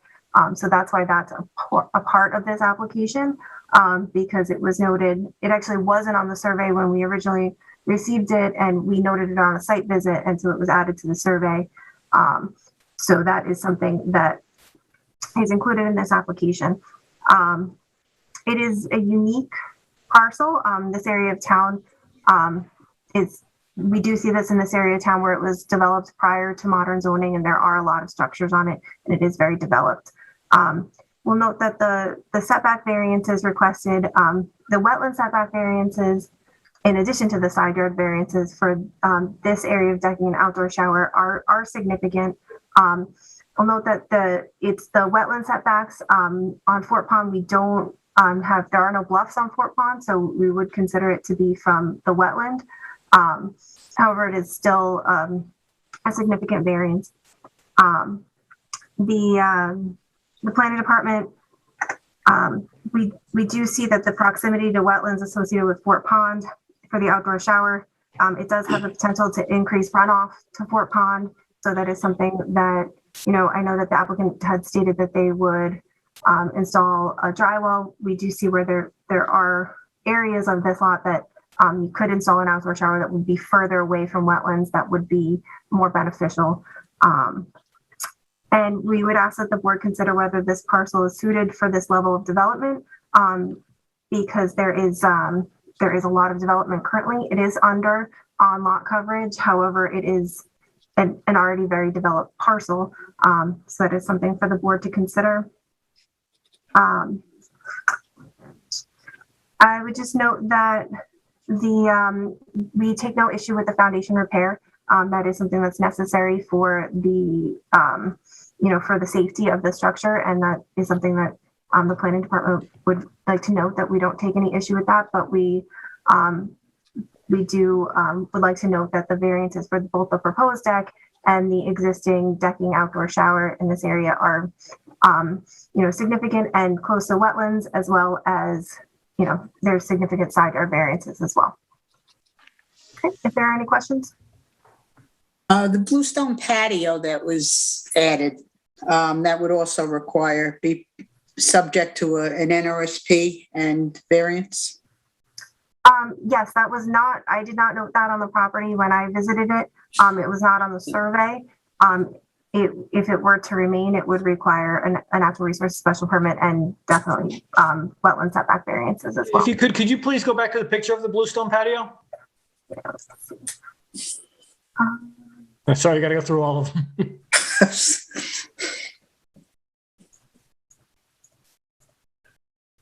Down there, but I'll bring up the. Yeah, there's a better one. There is a better one. Yeah.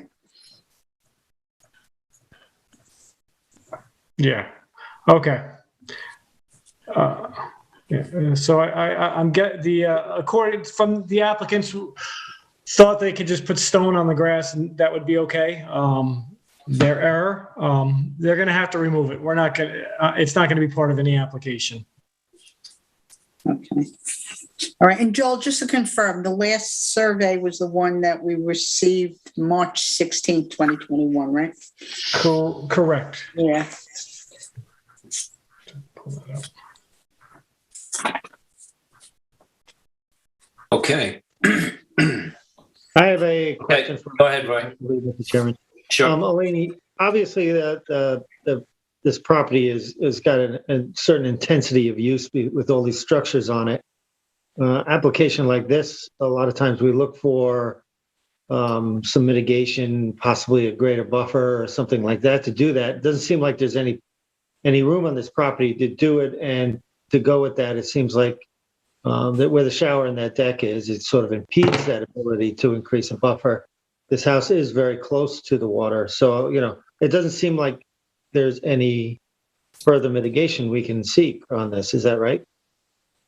Yes, that's correct. I would say if you were to approve the outdoor shower, I would definitely suggest the dry well, but other than that, there's no real buffer available. It comes right straight up to, it's right up against the property. It's very steeply sloped here. I would say that's correct. Okay, any other questions, board members? Yeah, Mr. Chair. I'm wondering if I can ask council if there's any implications here or any problem because being on two lots. I understand it's supposed to be similar ownership. They're in different names. Will this require an agreement between a man and himself to get this work done? Is there any other kind of legal implication if we were to go ahead and approve this? No, as owner of both lots, this is now a joint application. So you have jurisdiction over both lots in this application with regards to the foundation. Okay, thank you. Okay, LTV, Michael, do we have anyone in the public here? Yes, I see one caller, Chair. I will unmute that caller now. If I could just state for the caller, if they're listening, to please make sure to state their full name and their address, and then wait for the chair to swear them in. The last four digits of their phone are 6799. I'll unmute that now. Hi, my name is Ariel Levine, and I live at 56 South Elroy Drive. Good evening. Good evening. If you are not an attorney, I will swear you in. Do you swear or? Okay, thank you. Do you swear or affirm to tell the truth, the whole truth, and nothing but the truth? Yes. Great. Go ahead, please.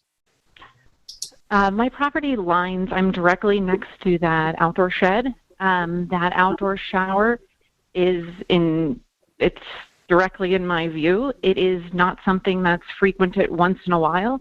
It is a very populated property, as you would imagine. There are numerous families on this property.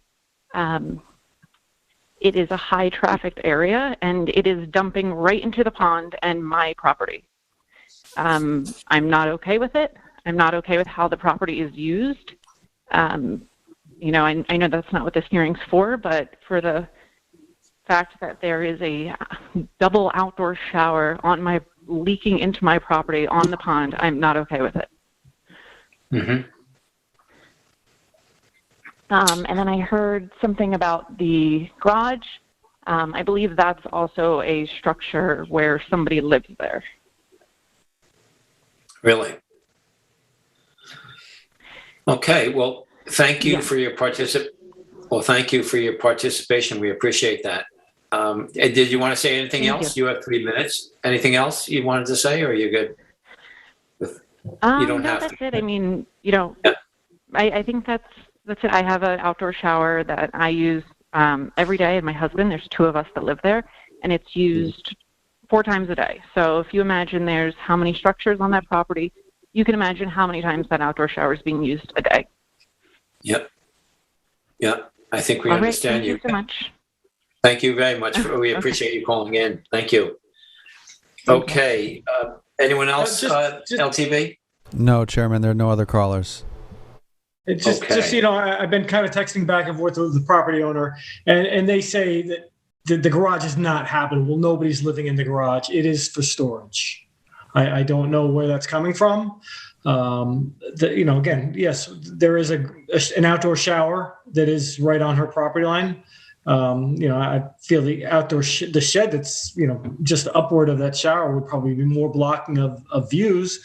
But again, you know, if you need a variance from a neighboring property and the neighbor is against it, it's pretty much the death knell of that variance ask. I guess, you know, at the end of the day, you know, the property owner will be more than happy to remove the outdoor shower. They would really like to see the deck approved on this property. Okay. And obviously foundation repair. Sure. Okay. Thank you. Thank you for that, Joel. I believe that wraps it up unless the board has other questions. No. No. Okay, Terry, would you close us out, please, Terry, then? Somebody have a question? I thought. Just double check that we have no one else from the public. Yeah, Correct. I did. Yes, Okay. Chair, there are no callers on hold. Thank you.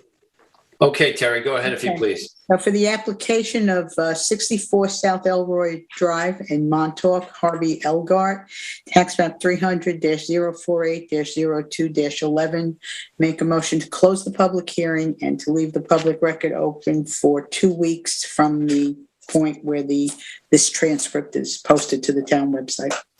I'll second it. I concur. And I concur as well. Thank you, Bye, guys. Terry. Thank you, Terry and Joel. Thank you. And Eleni, thank you very much. Good night, everyone. Good night. Take care, Joel. Right. Okay, we'll move along. Our final public hearing is Nicholas Gregory at 15 Shore Road in Amagansett. And the lot size and location here, 7,552 square feet at 15 Shore Road, Montauk on the C, Section A, Lot 94, map number 2438, Amagansett, tax map number 300-131-6-16. Description is to construct 730 square feet of first and second story additions, a 390 square foot roof deck, an outdoor shower, upgraded sanitary system, replacing the existing walkway and clear vegetation on a parcel of land containing dune land and beach vegetation. The relief sought is a natural resources special permit pursuant to 255-4-20 of the East Hampton Town Code and any other relief necessary. And this is in my Amagansett district, so I will start my field report with Tyler Borsak's assistance. Thank you, Tyler. Appreciate it. Chair, perhaps Yes. we should determine whether or not mailing and posting was done properly. Oh, that's a good idea. Thank you, Nancy.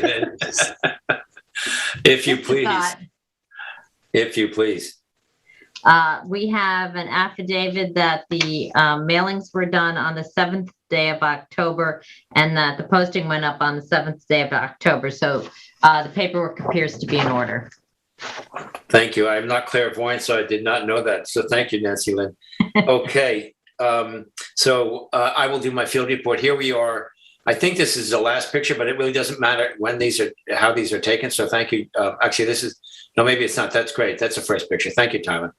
So this is from the street, and it was properly posted. Again, I'm looking up sort of the eastern, we'll call it the eastern side of the driveway. I'm standing out on Shore Road, looking probably, we'll call it north. It's probably more northwest. I'm sorry, I'll pull a survey up. Anyway, that's the side of the driveway. You can see that's the existing, very well vegetated. I understand a lot of it's invasive species, and also that down the road, we'll talk about this sort of proposed little dune topographical landscaping change that would happen kind of right in the center of that photo. Next, Tyler, please.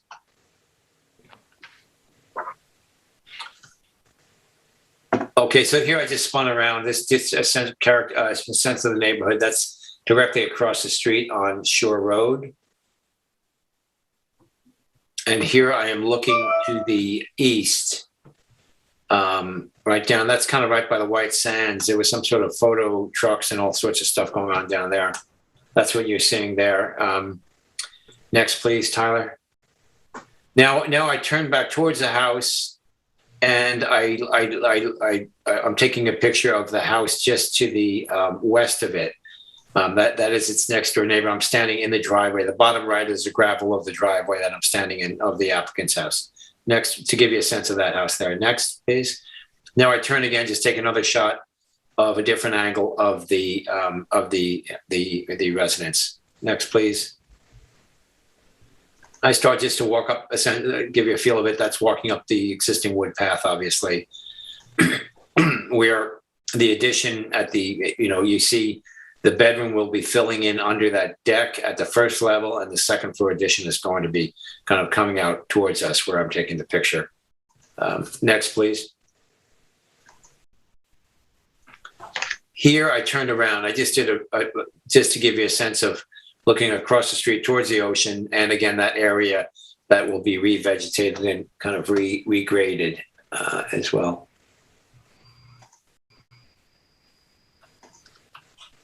Here's just coming up to the front of the house, and you see that on the underside, on the left side is where the single-story portion, the first floor addition is proposed. And then on the right side would be the existing deck and the kitchen kind of area, the floor plan there, existing kitchen. Next, please.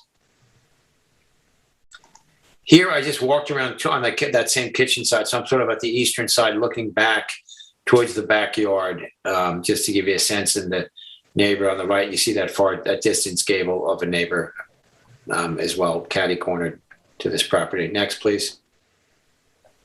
Then I went around the complete opposite corner, and I'm just giving you a shot of the backyard to give you a sense of some of the vegetation back there. Next, please, Tyler. Oh, that might be a duplicate there, sorry. Then from that corner of the existing deck, this would be at the northwest, at the northwest corner of that deck. I turned around again, and you see that's where they would fill in with the first story portion of the addition. Next, please. Then I went to the back of the house and just looking kind of to the east, the north and the east, just to give you a sense of the back of the house and what's going on there. Next, please. It's very tight. Again, just one more shot. Oh, that's looking up from that back corner, from the very northern corner of the top of the survey. I'm looking back towards the ocean along the eastern side. And also to give you a sense of that neighbor to the east, that's on Shore Road as well. Next, please. And then I just spun around just to give you another sense of the backyard. You see, it's very tight. There's not much property the applicant has back there. And you see what's going on there. Next, please. I think that may be it. No, there's one more from the street. Just took one more distant one from the street, give you a sense of the existing vegetation and topography there. I believe that's it. Thank you, Tyler. Any questions, board members? Not yet. Okay. let's go to, I believe we have Scott Dobreiner from InterScience. Is that correct? Let's see, do we have Scott with us? Oh, we have a whole team there. There we are. Hi, Mr. Good evening. Good. Oh, and we have Eric Brown. Is Eric? We do. Good. Nice to see you all. I don't have to swear at Eric. Good evening, Scott. And who do we have? We also have, Mr. Chair, we have Nick Gregory, who is the owner of the property. Great. And the rest of the InterScience technical team to try to make me look as good as I can look, which is okay. Everyone stayed late. Okay, thank you. I'll go ahead and swear in Scott. Scott, do you swear, or maybe Scott, give us your name and address for the record, please? Sure. My name is Scott Dobreiner. I'm with InterScience Research Associates. And what was your home? That's it. Home address. The address. I'm sorry. Yep. Haywaters Road, Cutchogue, New York. Thank you. Good evening, Scott. Nice to see you. Scott, do you swear or affirm to tell the truth, the whole truth, and nothing but the truth? Yes, sir. Okay, go ahead, please. Okay, we're going to start with Eric, and then he's going to shift over to me, and then we're going to go back to Eric. Yeah. Hi, Mr. Chair. Hi, members of the board. It's good to see all of you as always. Nancy Lynn, how you doing? This is a fairly straightforward application. It is an addition of residential space added onto an existing residence. At the outset, I'd like to point out that the proposed additions conform in all respects to the pertinent provisions of the town code relating to height, GFA, property line setbacks, coverage. We're before you today, as has been pointed out in the notice, because there is dune and beach vegetation on this property. I would also point out that these site conditions are not unique to this property. There's 120 parcels in the subdivision out of which this lot came. All of them, to some greater or lesser degree, have this same type of site condition. In terms of mitigation, we're going to be obviously upgrading the sanitary. We'd have to do that anyway with a project of this scope, but the sanitary that's there now is obviously nowhere near up to current standards as the county and the town have approved. As the chairman's pictures showed, there is a great deal of non-native vegetation on the site that was planted by the prior owner. Scott can get into this or certainly answer any questions on that the board members may have as regards the plan that we put in support of the application, which will take all that stuff out and replace it with native species. So that should help restore the area back to a more natural condition. There is also a dunescape restoration portion of the plan, which Scott can also talk about. Scott, I think that's the southeast corner where it's going to be? The southeastern corner. Right. We'll show that later on a couple of our presentation overlays. And so that will also be brought back to what would be the more natural looking landscape for this neighborhood. In terms of the relationship of the proposed improvements to the rest of the neighborhood, InterScience has prepared some aerial photos. I think if you look at those, you'll see that the scope and size and of the proposed work here is certainly in keeping with what has been approved on the other lots in the neighborhood, more than some, less than others. I think you'll find that it conforms well in that way. In terms of the conformance of the project with respect to the natural resources permit standards, I'll steal a page from Mr. Whalen's book and basically say I would recommend to the board the memo that we provided as part of the record that goes into the details and why we feel the project conforms to those relevant code provisions rather than go through it point by point here. It's part of the record, and I'm sure all of you have read it.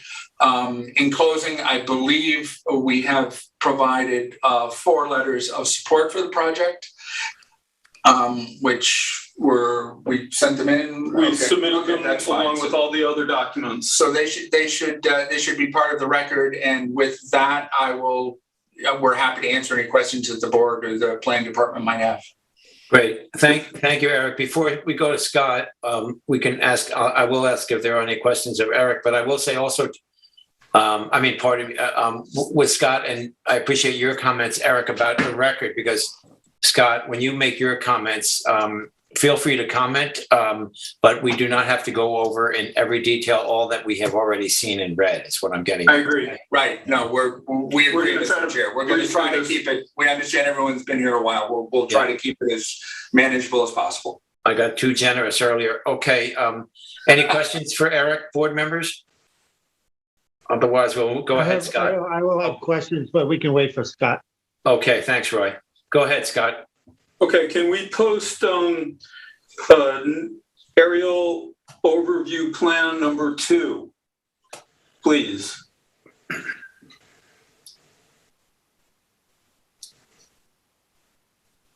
Is that this one? That's it. Okay, this is basically the context of the site. There's 120 lots, very similar to our client's property. Our client's property is in the lower left-hand corner. Right. We have added the proposed site conditions to that. Again, our application is made to you not for any wetland purposes, but simply for the fact that Natural Resources has identified duneland and beach vegetation on the site, which is very similar to all the other 125 lots on this in this development. Let's go to aerial comparison plan number 3, please.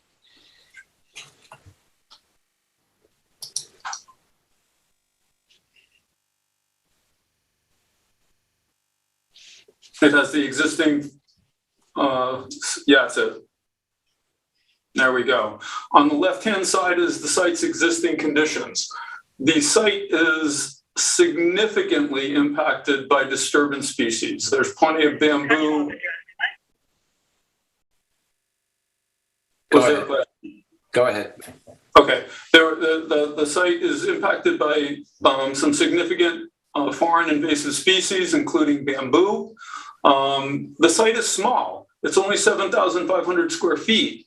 In order to actually construct the proposal that's on the right-hand side, almost the entire property has to be cleared, which is unusual for most of our proposals. We like to limit the amount of disturbance on a particular property.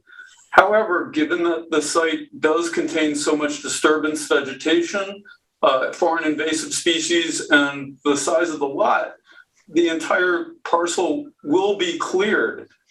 Now, the town's technical analysis memo speaks to this issue exactly. And if I may read 2 sentences from the technical analysis memo, which actually is in support of the clearing, of the proposed clearing. It reads as follows. As part of the project, the applicant is proposing to revegetate with beach grass after removing all of the site's ornamental vegetation. While normally the planning department might be opposed to, or at least advise against, such significant clearing on a duneland parcel, in this case, may be one in which clearing of the entire parcel and then revegetating with native duneland species may be agreeable in order to restore the duneland habitat. Now, when that was written, the proposal was only going to add beach grass to the site.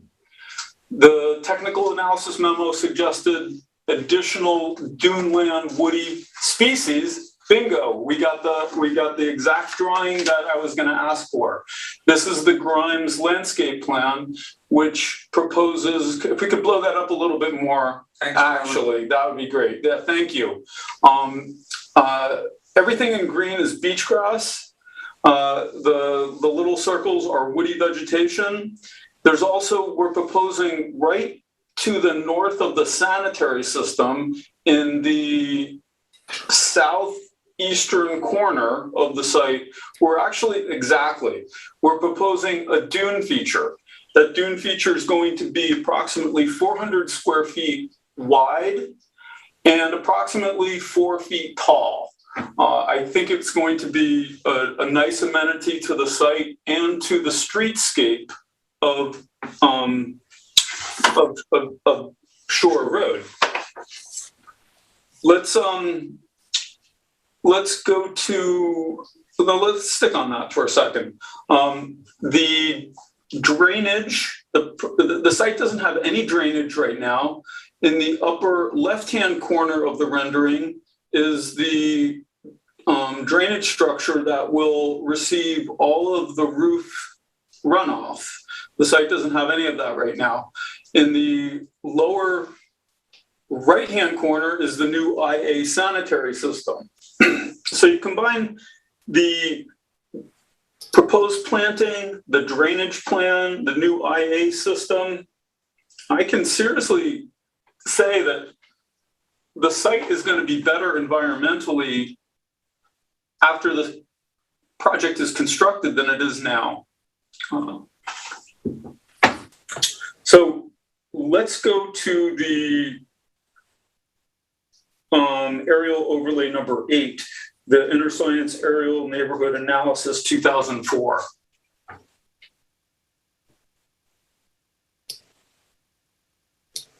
There we go. This was the property. Do you want to speak to this? Or no, that's fine. Go okay.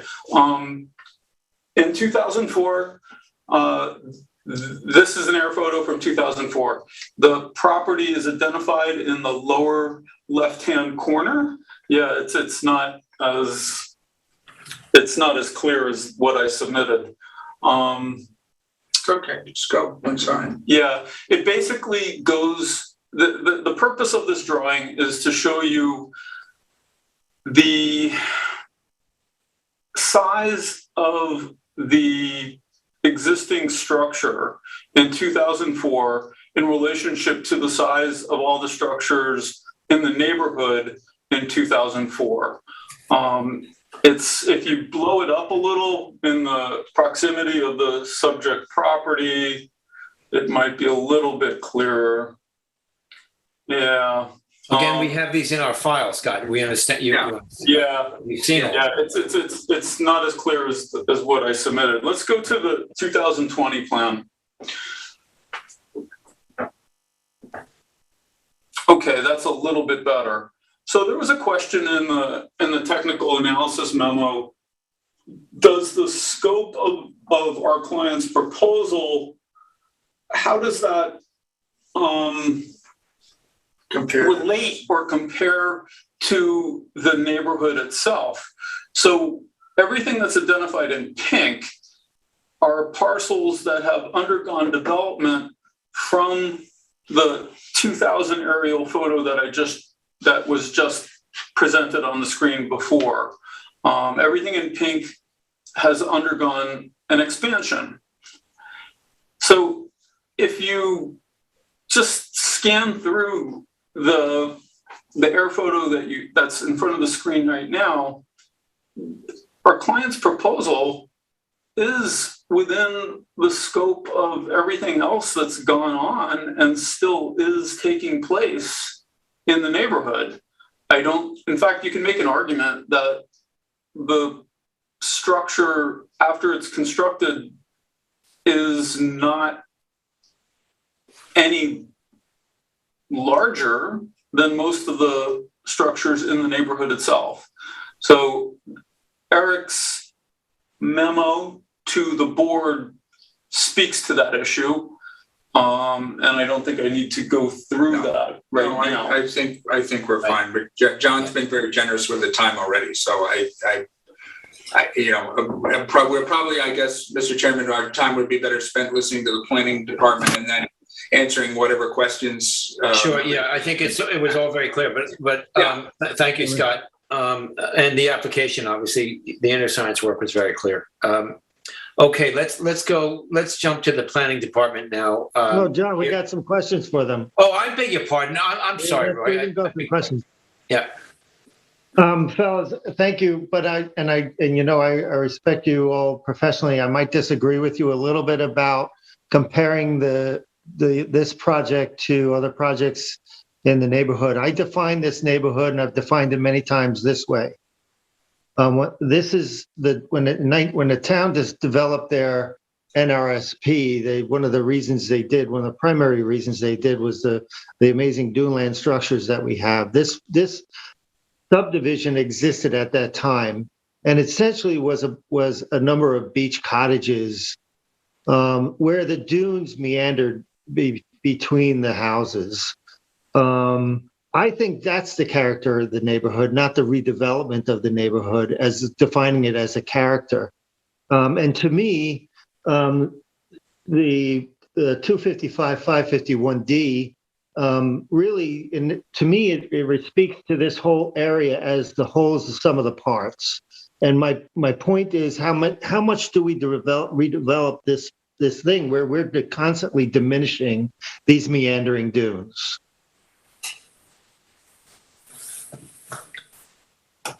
Is that a question, Roy? Yeah, that was a question. I would think I don't necessarily disagree with your assessment, but I think in this case, the existing conditions on this site don't fit that criteria at all. And Eric, I understand that, but the conditions were it's a sad state to see someone, destroy a dune and put landscaping in without the benefit of an NRSP. So that's a problem, number one. But so anyway, I know I agree that restoring it would be a good solution. I'm just looking at the additional development on the property as to Roy,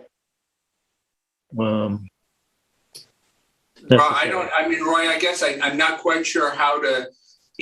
I understand your point on the natural conditions within the entire subdivision, and you and I both know that probably if this subdivision were to come to the town today, they would probably acquire most of it, and preserve it.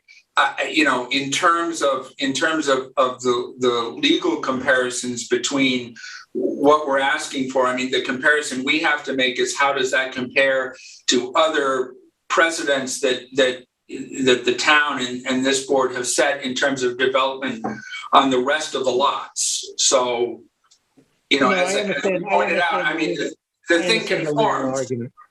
The thing conforms with respect to every aspect of zoning, with the exception of dune vegetation, and that's not to diminish the value of that provision. I think it's a valuable provision of the code, but nonetheless, we can only compare it in relation to what has been done generally on the rest, in the rest of the area.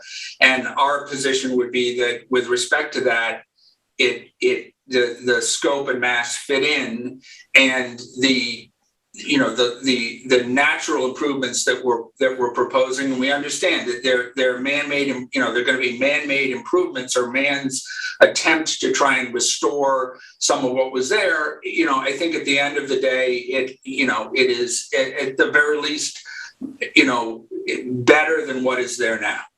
I can't speak to the house. I think that's enough time for that answer. That's all the questions. Thank you, Eric. Yeah, Eric, I will, for the record, before you go to Ed, I will, and I'm not going to get in a dialogue with you about it. My comments will come at the work session. Sure. But I will say, for the record, for those listening to this conversation, to understand that what you are proposing is when the permitted building coverage is 1,510 square feet, you are proposing 1,490, only 20 square feet less than what is permitted, and this being an NRSP, we all know. But I really don't need an answer on that. That's just more for the public. Ed, did you have a question? Or did I hear have another board member? Mr. Chairman, I was going to mention what you just brought up, because it was listed in the TAM as such, that they're close to the maximum allowable, not taking into consideration the natural resources which exist. Right. But again, thank you, Terry. Okay, if there are no questions, let's go to the planning department, to Tyler Borsak. Good evening, Tyler. Good evening, Tyler Borsak for the Planning Department. Nice to have you here. Thanks for your work. I will swear you in. Tyler, do you swear or affirm to tell the truth, the whole truth, and nothing but the truth? I do. Thank you. Good evening. So the applicant is currently before the board for approval to construct a 235 square foot first floor addition over an existing decking, a 455 square foot second story addition over an unimproved area, 390 square foot roof deck, an outdoor shower, and an upgraded sanitary system, reconstructed and relocated walkway from the existing driveway, and to clear the entire property and revegetate after construction is complete. The property is before the board is located within the Montauk-on-the-Sea subdivision in Napeague. This area is comprised of smaller lots which contain duneland habitat and beach vegetation. Of the greatest concern to the board is generally retaining as much of that duneland character on these properties as is possible, while allowing for appropriate levels of development. Sensitive duneland and beach vegetation exists throughout the entire area and has been a priority of the board to protect the vegetation where practical. The majority of the proposed project is a 455 square foot second story addition with no first story under and a roof deck above. A 235 square foot one story addition with roof deck above, which is proposed over an area of existing decking, and the upgraded sanitary system on the south side of the parcel.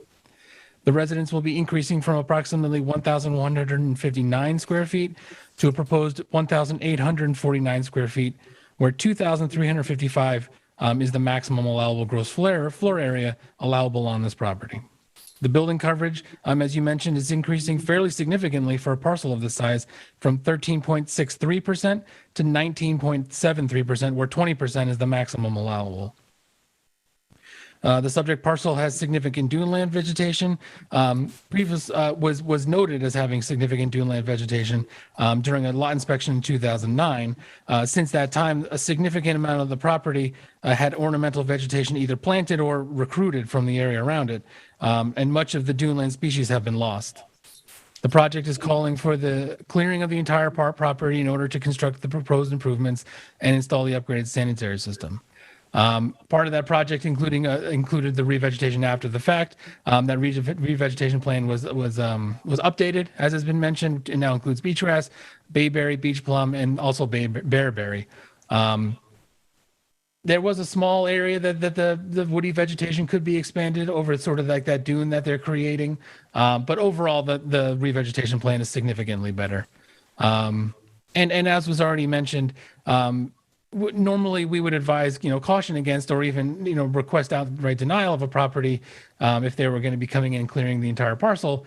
However, because so much of the duneland vegetation has been lost or removed, it may be more appropriate to allow it in this case. Ultimately, the board should discuss the level of development on this parcel. The building coverage is increasing to nearly the maximum allowable for any parcel of this size, not taking into consideration the natural resources. This level of development that the board should be comfortable with on other similar parcels in the area.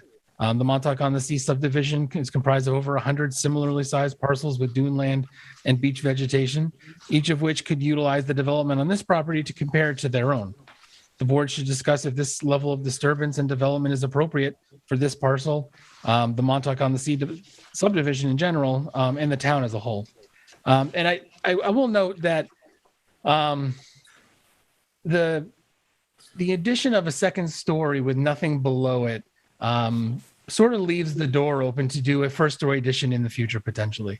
And that would increase the gross floor area of the building to nearly the max. Second floor addition that is going to be open below, that one you just referenced as possibly being closed later. What do we see happening below that? That's to be fully vegetated right through? Just a walkway passing by? I don't know if they're, I wouldn't imagine that they're proposing vegetation there. Most of it wouldn't survive. I mean, it's going to be completely shaded for the other than maybe the edge of it. So I would just imagine it'll just be open sand, but the applicant. It's open sand. Yeah, I imagine the applicant would be able to answer that better than I would.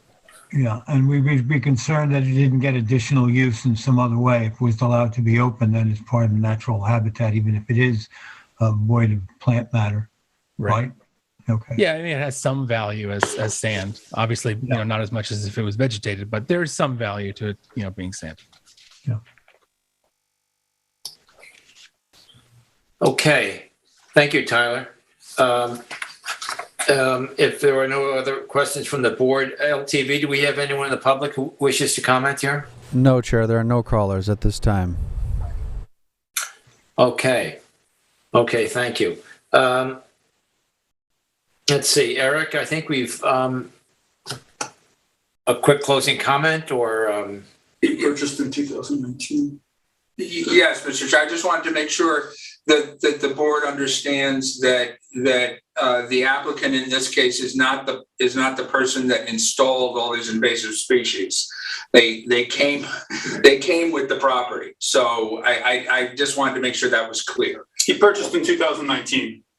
In terms of the space under the second floor space, one of the reasons why it's been designed the way it is to, and I understand that, I've had this discussion with you guys before on other projects we've worked on. The space underneath is not ideal for plant material, but one of the reasons why it's lifted up is because Nick felt that would be less impactful than putting it actually at grade. So, and I can't speak to what any future owner might do with the space underneath. I can, Nick back me up on this, or correct me if I'm wrong. There's no plan to put any living space underneath that. I mean, the whole reason I sir, hold on, Nick. Sorry, I got to swear you in. Sorry. Yeah, no, I have to swear you in, and then. So I'm sorry, if you could give us your name and address, you're the owner of this property, is that? Yes. Neil Simpkins. Okay, that's fine. Unless you're an attorney, I have to swear you in. Do you swear or affirm to tell the truth, the whole truth, and nothing but the truth? I do. Go ahead, please. Well, the whole reason I put the second floor on post was basically to avoid doing anything to the dune. That was my whole purpose. The dune slants down to the driveway, so I don't see any point. There's a great deal of space between the top of the dune and what would be the second floor. There's got to be 5 feet at the crest at the very top. But in general, it would be like 8 to 10 feet to 12 feet as the dune goes down. So let me ask you this, if you would, because I asked the planners if it is, I understand the section there and the topography. Would you be willing to, beach grass and some plantings would grow along the east and the south and the west a little bit, especially if you've got 12 feet with the angle of the sun coming in. And would you be willing, if this were approved, to covenant that this would be planted with beach grass to the best of the abilities and otherwise left as sand and not used for storage of surfboards, not to be screened in and not to be enclosed in the future? Would you be willing to covenant that? I'm just asking. Absolutely. Not only that, but the sun travels literally from the east to the west. So there is, at least underneath the front part of the second floor deck, a good amount of sun that is on that part of the dune all day. That's what I meant. Yeah, I don't mind. I'm perfectly happy to sign a covenant saying that I would never build underneath that space. And we put beach grass in there, John. I mean, that's yeah, absolutely. I mean, I think you can see from the scope of the planning and dune restoration plan that, we're pretty much doing the whole property, and if the board wants to see it under there, of course, we'll. Okay, we have to move along. I think we Yep. Okay, thank you. Thank you. I'm going to go ahead and close this out. I will make a motion with regard to Nicholas Gregory at 15 Shore Road, Narragansett, tax map number 300-131-6-16, to close the public hearing and to leave the written record open for 2 weeks after the transcript is posted on the town website. I second. I concur. Okay. Thank you all and have a good evening. And thank you, Thank you, Tyler. everybody. Good to see everybody. Thank you. Thank you. Okay, next we'll move on, board members, to our work session portion. We have Robert Savage at 115 Waters Edge Road in Springs, tax map number 300-83-7-3. I don't have that up in front of me, but Roy, this is in your district. Would you like to pick up on this, Roy, if you would, please? Yeah, I think this is a modification that Brian Frank brought up. I don't know if Tyler or whoever's there should give us a, or Laney should give us a summary quick. Yeah, it has to do with the coastal restoration, and maybe I'll just jump in. Maybe even it may have only been about the core. This was approved. It may have been just about the core really logs. It's just about the ties. There were the plastic ties used and stuff. And Brian Frank wrote a letter in favor of it, but right, so. and they replaced those. But Tyler, do you want to give us an up? Go ahead. I believe Tim did the field report. If that helps. Tim, would you jump in, or Tyler after you? Yeah, my recollection was that the ties were changed. Yes. And the planning department was satisfied with the changes, and that everything else had looked great and was acceptable.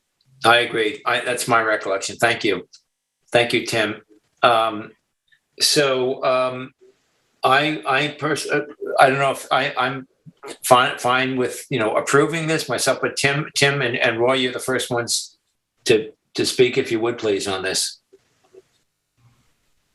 Yeah, I'm in favor. Same with me. I was very comfortable with it. Yeah. I'm in Okay. favor as well. Thank you, Ed. Johan, please. Can I just ask what we're actually approving here? Yeah. Sure. Let me, if you don't mind, this was a rehearing because they were approved for a bluff restoration. And in the bluff restoration, they went a little further. They put timber at the top with jute matting and revegetation with beach grass that had not been originally part of the approval. So this is to approve it as it has been restored, rather than how it was originally approved. And Mr. Ed, just in case, though, in words of Brian Frank on his letter, it appears that the nylon core ties have been replaced with twine, consistent with the best coastal restoration practice. The application appears to be a good candidate for the requested modification. Right. That was Brian Frank's recommendation. Thank you, Roy.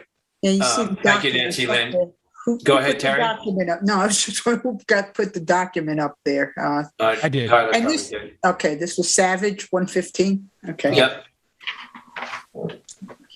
Good, thank you. Yes. Thank you, Mr. Chair. I just wanted the clarification. I'm willing to move forward as well. Yeah. Okay. And Terry, you good with this? Terry? Absolutely. Yes. Yeah.